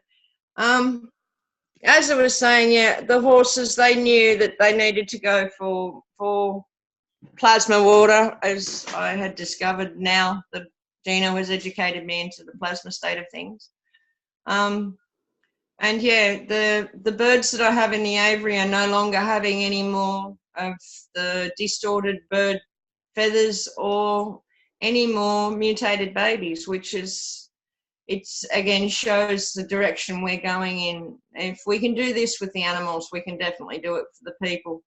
And one of my biggest drives in life has been that we're having way too many babies born with extreme health issues.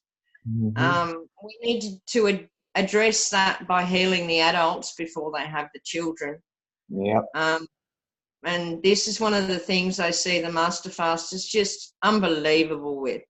A couple of years on the Master Fast before you have kids is such a tremendous effect we'll have on the next generation of humans. Like, we have what we often call the human condition. I don't think that we'll have anywhere near the condition that we've got with the mental, emotional and disconnected state that we've got in the humans these days with the next generation. Once we clean ourselves up and we have kids that are born with a lot less obstruction. Yeah, we can do it with humans, we can do it with animals, and we can do it with plants. Sticking the needles in them. There's something I think of myself, like I used to be very strict when I had my kids.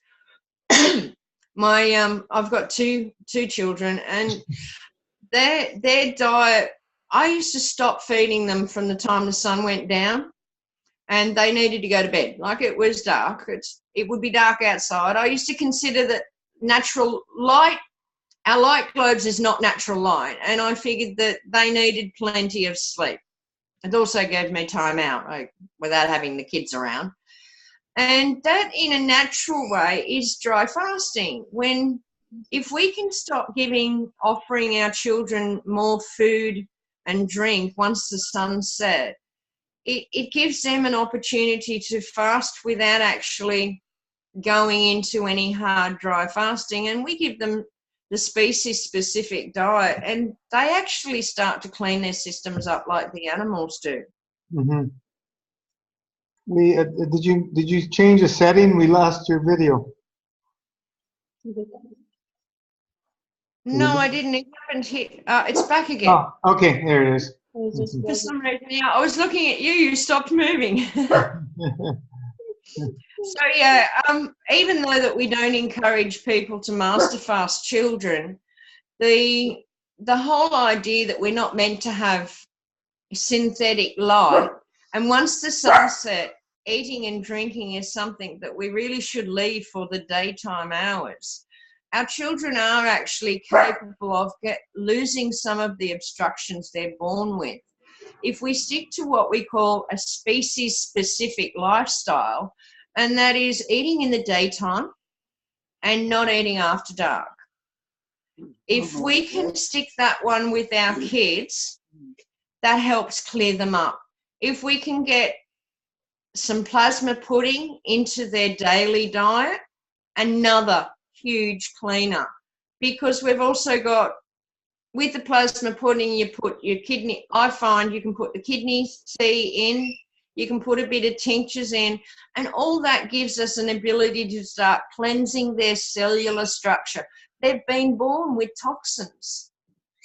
My son was born with mud brown eyes. And within the first 2 weeks of his life, his eyes went beautiful and blue. He was born dirty. And he came clean. He's still got blue eyes now, but he has got a bit of a crappy diet, so they're not as bright as they were. But it's, as a newborn child and baby, if we keep their life cycle in a cleansing routine, they are cleaning so much faster than us. Their metabolisms are running so much quicker. We really do have a chance to change the direction the human race is going in, and this so-called human condition, by us jumping in hard on the master fast. And like 108 days isn't much of your life to add a big change. Once you've done 108 days, I think you'll get hooked like I am. It's going to be a yearly thing for me. Most of us that have done it, that understand how it's working, are totally hooked. Like, this is it. This is the energy. This is the way I was meant to feel. This is the connection that I was meant to have. We can use this philosophy of yours, Gino, in every aspect and at any age. As you can see, Jan's doing tremendous. And even my 4-month-old bird is doing tremendously with it. There's nothing that we can't affect in a positive way with removing the obstacles and cleaning the system. Yeah. Stop putting needles in them, the babies. Yes, well, we really don't need the immunisations, do we? Oh, no. I think that's disgusting. Living in the fear of getting a disease rather than having an active immune system, it makes no sense to me. No, Exactly. no. It's all about the bottom line, make money. Crazy stuff. Yes. What they're doing to children, I think that's disgusting. I really do. But something that went through my mind through this week was my great-grandmother lived to 97. She actually decided that she'd had enough and she refused to eat so that she would die. She said she was into the cricket, so her words were she had a good innings and she's ready for a timeout. But she had like 15 children. I think 12 of them survived, none of them autistic. These days, back then, when you think of that era when they had massive numbers of children, there wasn't massive numbers of autistic kids around. The going chances these days is if you have 3 children, you're likely to have an autistic one or one with issues.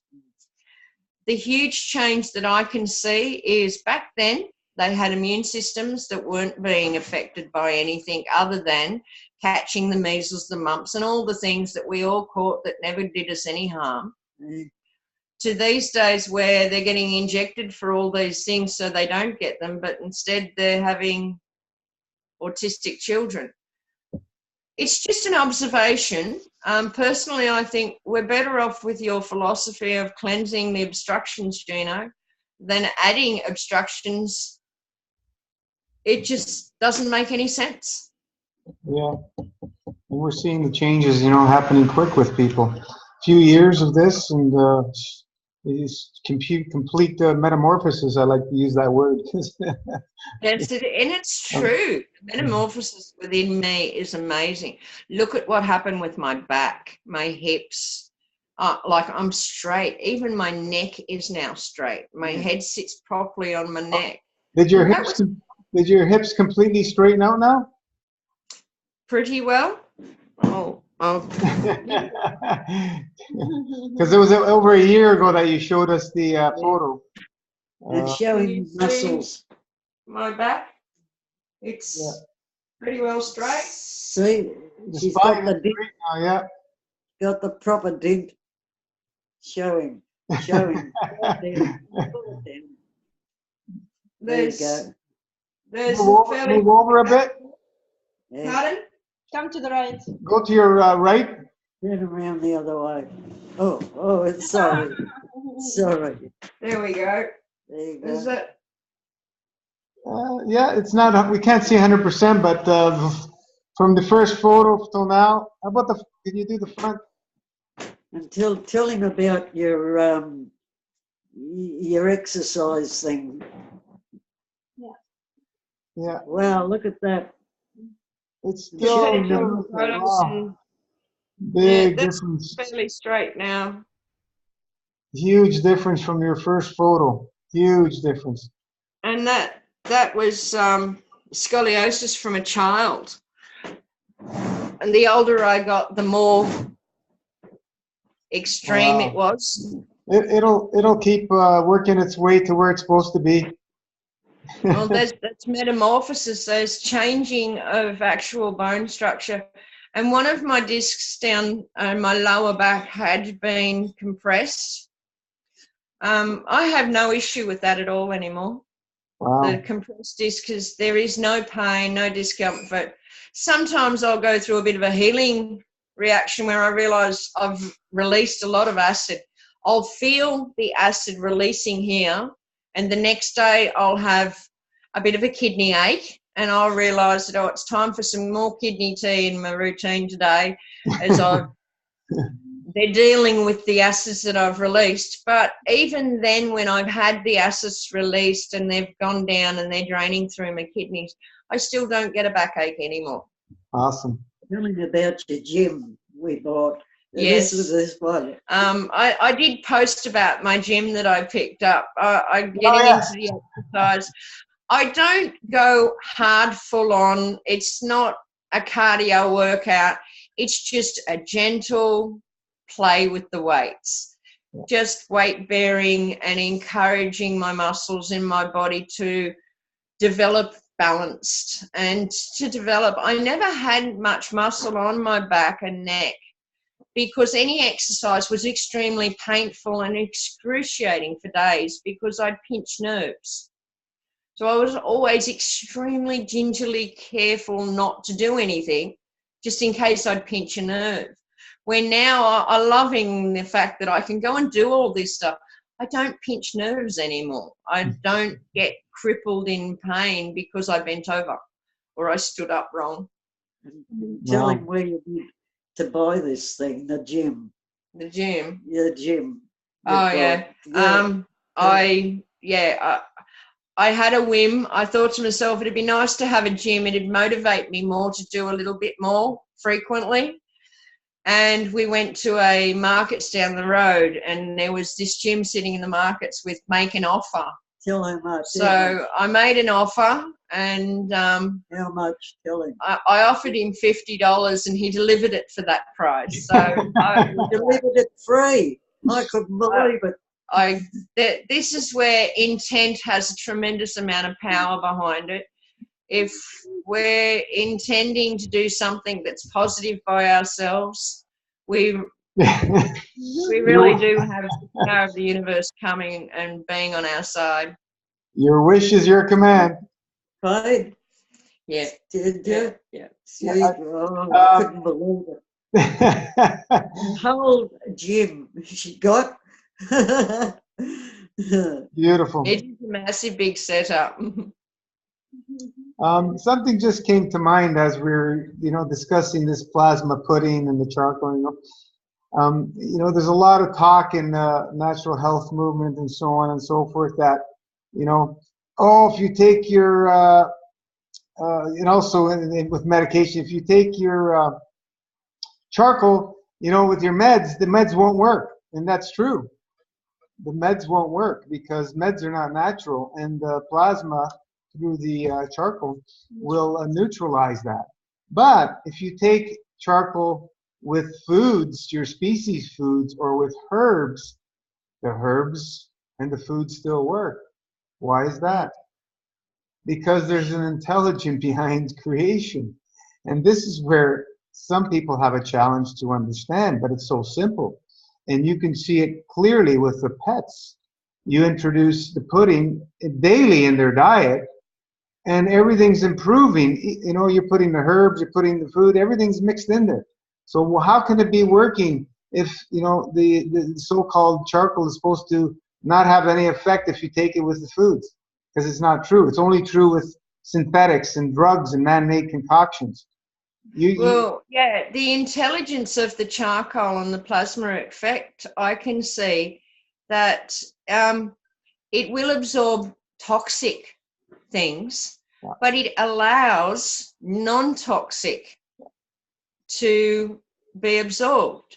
It's obvious that the tinctures, the herb tea, they're not toxic, and the meds are toxic. Exactly. There is intelligence in the design of creation. It is an if it wasn't intelligently designed, we wouldn't exist. Exactly.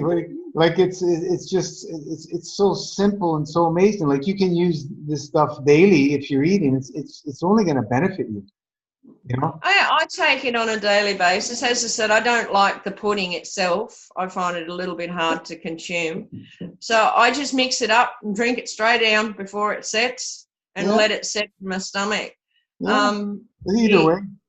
I did notice the change from my tinctures and my homemade herb tea to your tinctures and herb tea. The plasma pudding was not affecting them. Like my ones were nowhere near as powerful as yours. Mm-hmm. And I noticed that even though I was having the charcoal and pudding, it's quite obvious that they are still being absorbed without any interference whatsoever. Yeah. But the beauty with the animals, we see things happening quick, you know? Very quickly. That's what's amazing with the animals, you know? And they love it. They eat it.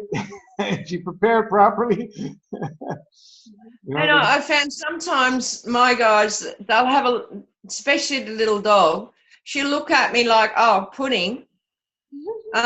Where's the meat? And I often think to myself, you're a little spoilt and a bit better fed than you need to be, because she's only tiny. And it actually surprised me how much, since I've changed them onto the plasma, the pet protocol with the plasma pudding, they're eating a lot less. They're generally all over less hungry and eating less. Though they're still doing just as well. They haven't lost weight, apart from she was overweight. The dingo hasn't lost weight, and the Great Dane, she hasn't lost weight, but they're actually eating less and a lot more satisfied with the less that they're eating. Sure. Well, you know, they're getting that continuously, and it's drawing out all the crap through them, so they can absorb, you know, the fields much clearer, and they don't need as much. They're getting more out of what they are eating. Right. Yeah. They had black plaque. I noticed that the dogs and the ferrets, they passed black plaque. It was stinky and black and sticky and horrible. Poor little Rose was having a hard time there. I had to help a few of them out. The rope type black plaque that was developed in some of us, she had that in the very beginning, the first 3 weeks. She had a couple that I had to help out of her. They actually got stuck. Wow. But since then, she hasn't had a problem. So even our domestic animals, with their being fed their gross diets, they actually picked up the plaque. With the ferrets, they had never eaten garbage food. I fed them very cleanly from the beginning of their, as I've said before, I got them when they were 9 days old. So I was the only one that's ever given them anything. they were raised on a manufactured powdered milk, which wasn't very good for them, but I did raise them on it. I've had them on raw food ever since, bringing them off the milk. But even on the raw food, they still had the cellular build-up of their parents' feeds, of the things that their parents had been eating. I was quite surprised the change in them from the time that I put them on the plasma pudding. It was amazing that even like just a normal diet of species-specific food wasn't cleaning them like when we put them across to the plasma pudding. That stuff's magic. Yeah, and then the smell you mentioned, right, which made a big difference as well. That I could not believe.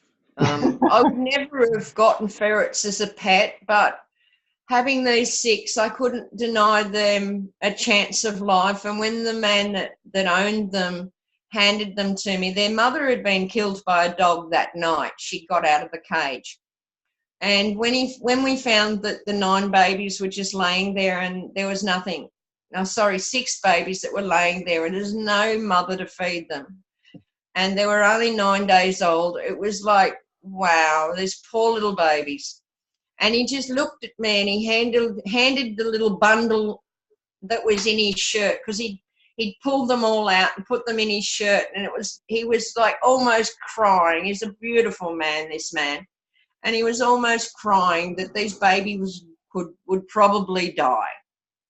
And he gathered them up and he handed them to me and he said, here, the best chance they've got for survival is if you mother them. And yeah, we nearly lost little Pink for the first 5 days. She did not like the powdered milk and she didn't like not being with her mum. But I just wouldn't let her go. Actually, for 2 days solid, night and day, I held her. I wouldn't put her down. The love that I had for her I knew every time I put her down, she weakened. So I just held her and just kept dripping water in. And that's actually when I discovered the calcium water back when I had the ferrets a couple of years ago. They only got to about 2 months old and they started breaking legs. One of them had broken 3 legs, another one had broken 2, and little Pink had broken 1 leg. They were only just learning to walk and they were breaking. The vet actually wanted me to put them all down. He said they've got congenital osteoarthritis from their mother, and there was nothing he could do for them. I don't take that. I just don't accept that. And that's when it made my mind look for an answer. I had to find an answer. What caused it was an easy thing. An over-acid diet without enough bone, which is calcium. They had been raised, their parents had been kept on a meat diet and a red meat diet at that. And I looked at naturally, they would be catching small rodents and birds, which have got bones in them. So I started feeding my little guys the chicken with the bones. And that on its own wasn't enough to fix the osteoarthritis issue that they had with their breaking of bones so early. My mind just pushed and pushed. I had to find something that was going to get in past the acid block that they had because their systems were so acidic. And yeah, I came up with the calcium water. That's pretty well how that developed. It was to save their lives. They're now, I think, nearly 4 years old. And they're all going fine. Even Sylvester, the one that broke all 3 legs, he's got his back legs are a little bit twisted, but I was watching him actually laughing at him the other day. He bounces around like there's nothing wrong with him. They don't walk a lot anyway, ferrets. They are very bouncy little creatures. But yeah, for a little bloke that had osteoarthritis and was told to be put down at 2 months old, he's now going nearly 4 and he's having a wonderful life without any issues. I've got big logs and big ledges and things, and they play on them and they fall great distances, really. Like, they've got a really high yard. It's a sort of 3 by 3 by 3 meter big play yard that I can get in with them, and it's full of logs and all sorts of things, and they're rough with each other. Like, they tackle and fall, and there has not been a broken bone in them since we started them on the plasma calcium water. Wow, awesome. Do the ferrets, do they smell right from birth? Do they have an odor? Really? Yeah, I can remember when they were little babies in their little thing on the pillow next to me, thinking to myself, how am I going to live with them? I love them that much, but because they were a newborn, they had to be next to their mother. I was their mother, so they had to be in bed with me. I do that for any species of animal I have that's before its age where it should leave its mother. It needs a mother. All creatures live and sleep with their mum. So I did that with them, and they stank. Wow, that's They amazing. really stank right from the word go. Maybe one day you should do a video of all your animals.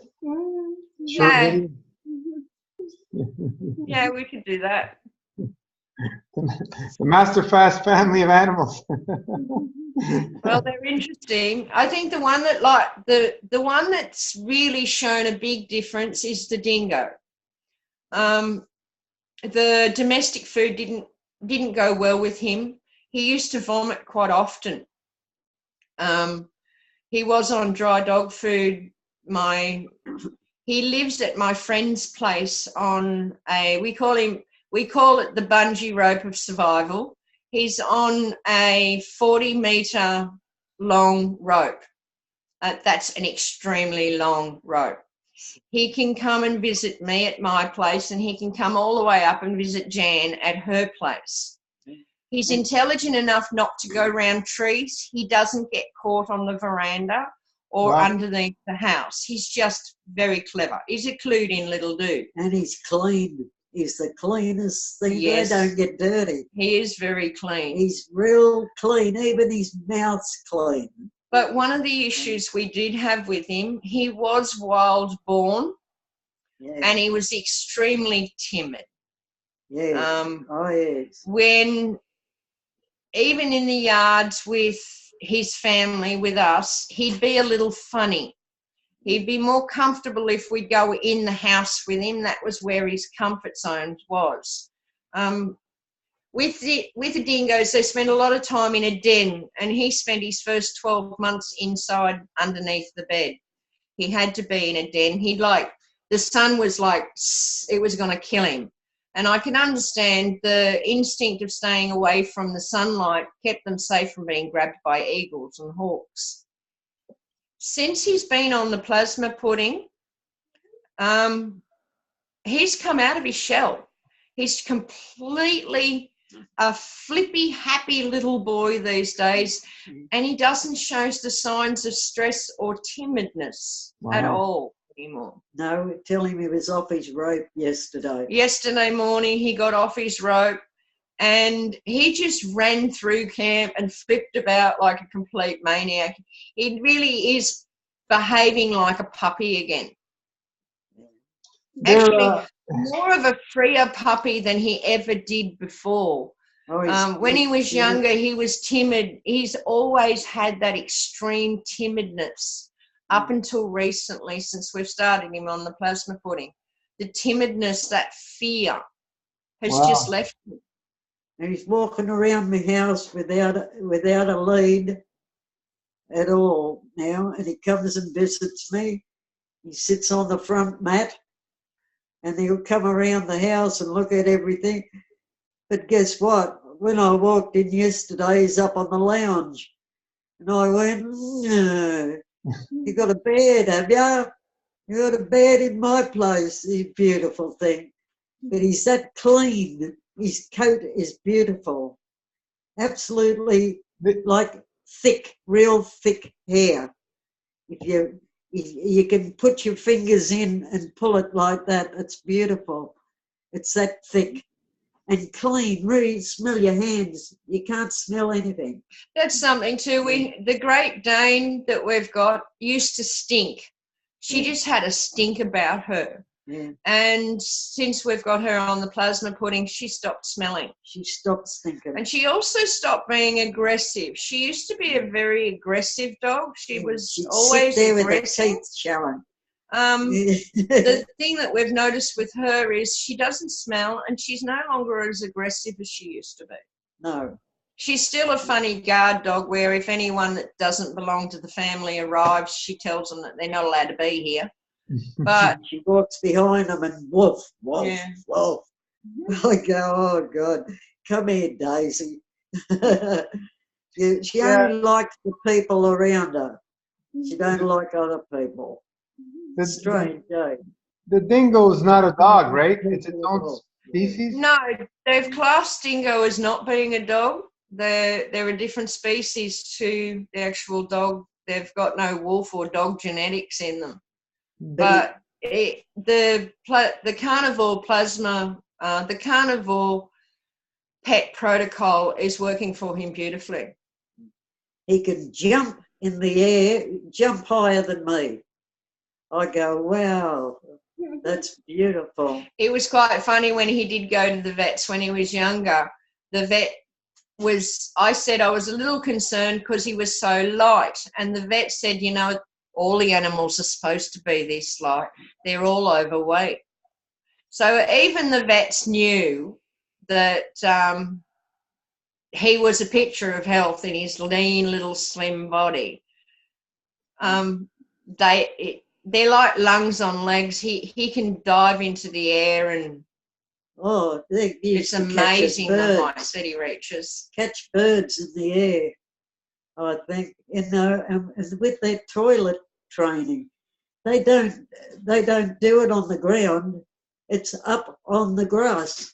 Yes, There's a clump of grass. I think that's rather cute. When the Great Dane, she goes to the toilet in the yard in camp, and my little mini Foxy and the dingo always wait until they're up the driveway. They don't poo in their own camp. Nice. No, It's just a domestic dog that does. Yes. But he's beautiful, you know. Ringo the dingo. No. It's Bronson. Bronson. Yeah. We keep him on a rope only to prevent him from being shot. We've got a neighbour 2 properties down that shoots everything that he sees. We used to have a lot of kangaroos, and there's not many around anymore. I used to have 30 kangaroos out the front here in the morning. So it would be optimum to have him off the rope, but he is pure, and there's just too many people that are trigger happy. We would lose him if we had him out. Unreal. I love it when he gets off and he has his run around. Oh, every now and then I'll go and sneak him off. I'll let him off because I'll know it's the wrong time of the day for the neighbours or the kangaroos. If it's early in the morning, the kangaroos are out eating and he has a really good chase, but he never kills anything, luckily. He's been domesticated enough to not do that. But, it would be nice not to have him on his big rope. Maybe when he gets older, he might settle down a bit. But the biggest concern is he doesn't realise that the neighbour's dam and the dam past the neighbour's dam, all these water holes to him need to be visited and swimmed in. And he visits and swims in all the water holes 10 times in every 10 minutes when he's off. Like he flips in and out of each water hole. Fabulous swimmer. I think it's amazing when he's off, he'll go into the bush in one angle, like one section. You go in behind Jan's place, and all of a sudden he'll be coming out of the bush down next to the dam or up at my place. It's like he goes through the scrub so fast. No one you could imagine could run that quickly to turn up from a different angle. It's really amazing how much energy this little bloke has got. Yeah. Awesome. The way he leaps in the air, I love it. It looks beautiful, doesn't it? He's full stretched, the whole stretch of it. I go, God, that's beautiful. Just love to see it. Yeah. But generally, overall, all of the animals, the ferrets and the dogs, have they've changed so much since we put them on the pet protocol. There's no way I wouldn't suggest everyone put their animals on the protocol now. And like, even if you don't want to do the weekly dry fasts, just get them on the plasma pudding to start off with. The tinctures and the herb tea and the plasma pudding that's the power. If they do have some major healing that they need to go through, dry fasting will kick that right in. But they're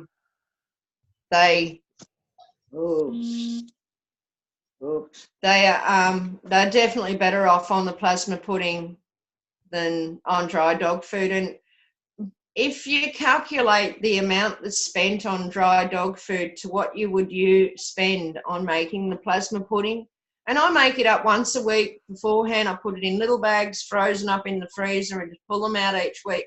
It's convenient enough, but the health changes in them has been unbelievable. There's 100% change in their everything. Yeah. Those behavioral problems, they're just toxins locked up, and it's showing, it's pulling it out, and it's clearing their issues, right? Yeah. Yeah, awesome. Great Dane, she doesn't stink anymore. Yeah, Jan was having a problem with the Great Dane because she sleeps on the lounge next to where Jan sits to watch TV, and the lounge would get this greasy stench. I could smell it when I walk in. Yeah. It stopped now. She doesn't have the greasy smell that's coming off her coat anymore. Beautiful. Her healing reaction was quite amazing when she first went off of her SAD diet onto a clean diet. She came out with big welts, like a rash all over her body, like a big heat rash. And that happened for about a week.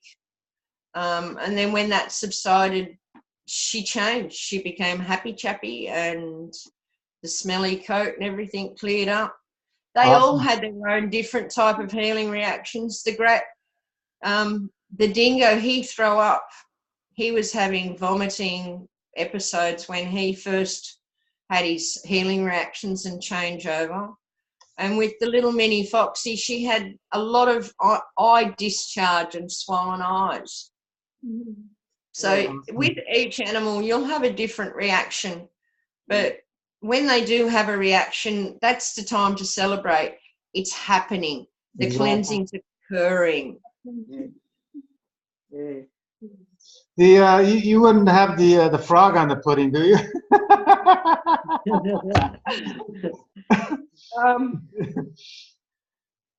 Careful there. You've got me thinking about it. I'm not sure that he needs it, but then I wonder whether he'd lose a bit of weight. He's become obese. Yeah. And I'm feeding him so little, but he's still gained too much weight. He's not getting enough exercise. In the wild, they have to work a lot harder for their food. Yeah.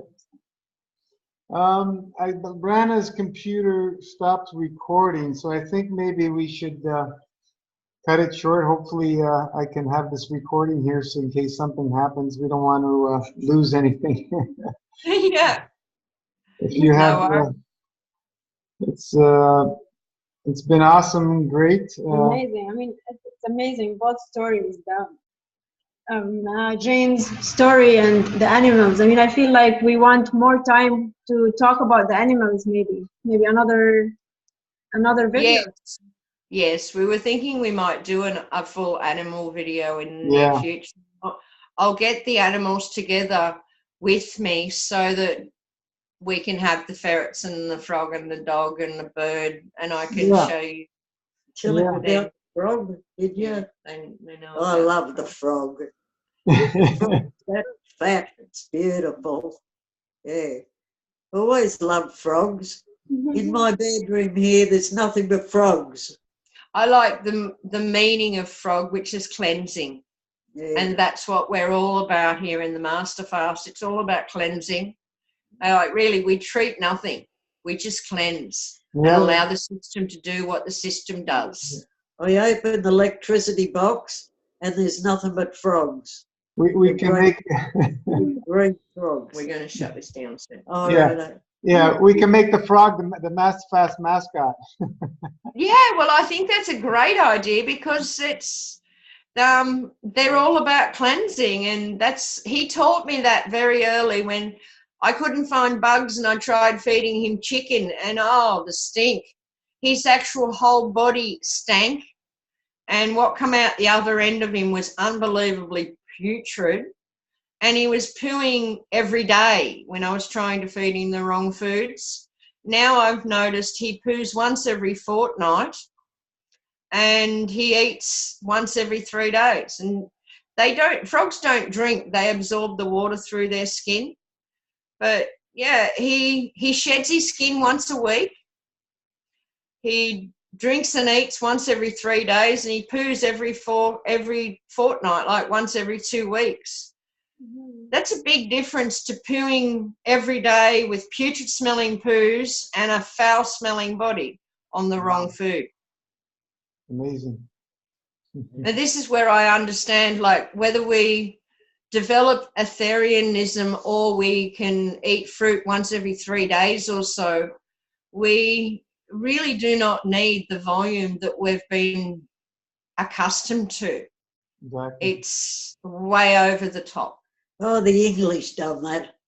Oh, it's happened English. a lot, Tom. It's happened a lot longer before the English. You Oh, can't throw well, off and blame anyone. Oh, It's yeah, just you something have that's to. occurred, No, and it's something that we have to rectify. no, the nuns cooking when I was a kid was horrible. The cabbage, it was like water.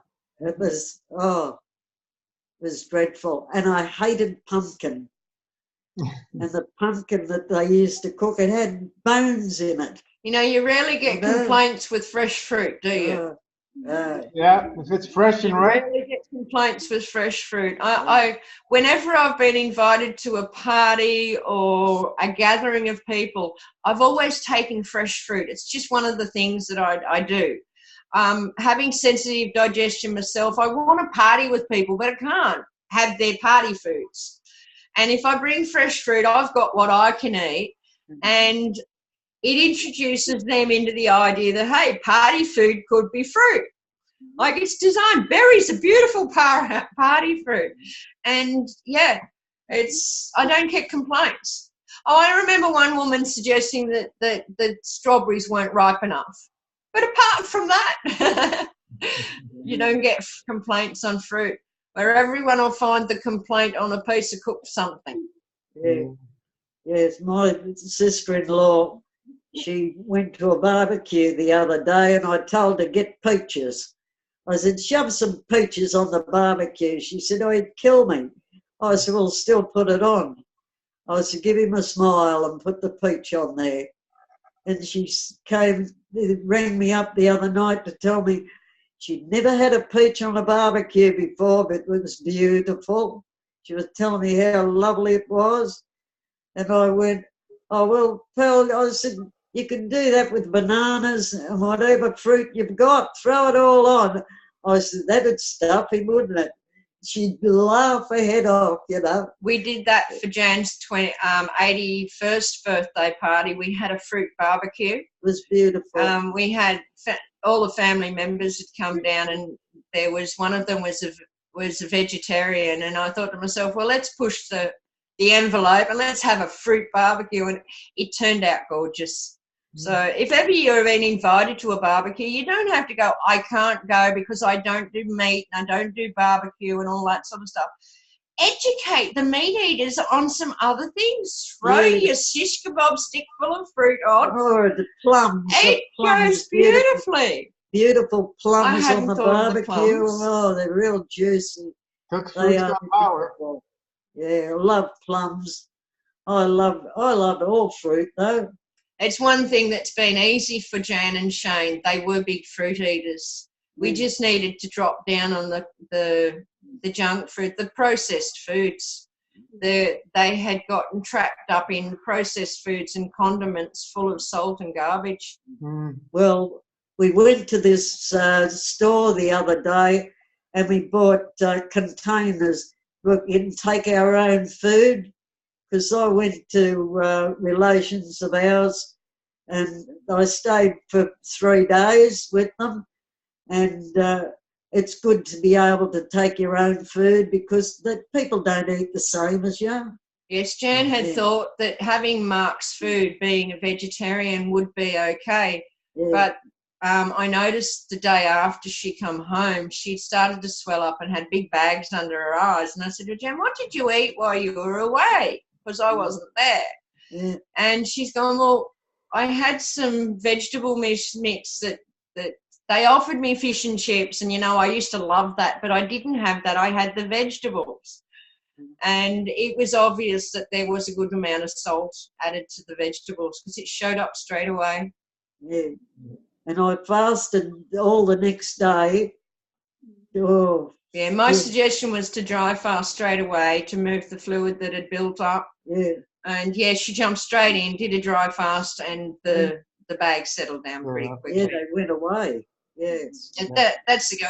If we do mess up and we've eaten something that didn't work right or had too much salt in it, honestly, the best thing for us to do is to go straight into a dry fast and let the system rectify it. The more we drink, the more we'll get bloated on the salt that's in the system. Yeah. But it's a funny thing, when they offered me the fish and chips, I said, I've never said no to fish and chips in my life, but I'm going to say it today. I don't want the fish and chips. Jan's diet change has been quite extreme. Yeah. She used to eat chicken pretty well daily. Bread was her daily intake, and the flesh and the bread, the cheese and dairy, the huge amounts of cups of tea, they all stopped on the day that she came out of talking to the doctor. And she hasn't had dairy, meat, or bread since. No. Awesome. And I used to love sourdough bread, and it was hard to say no to that, but I did. But my favourite thing was fried rice.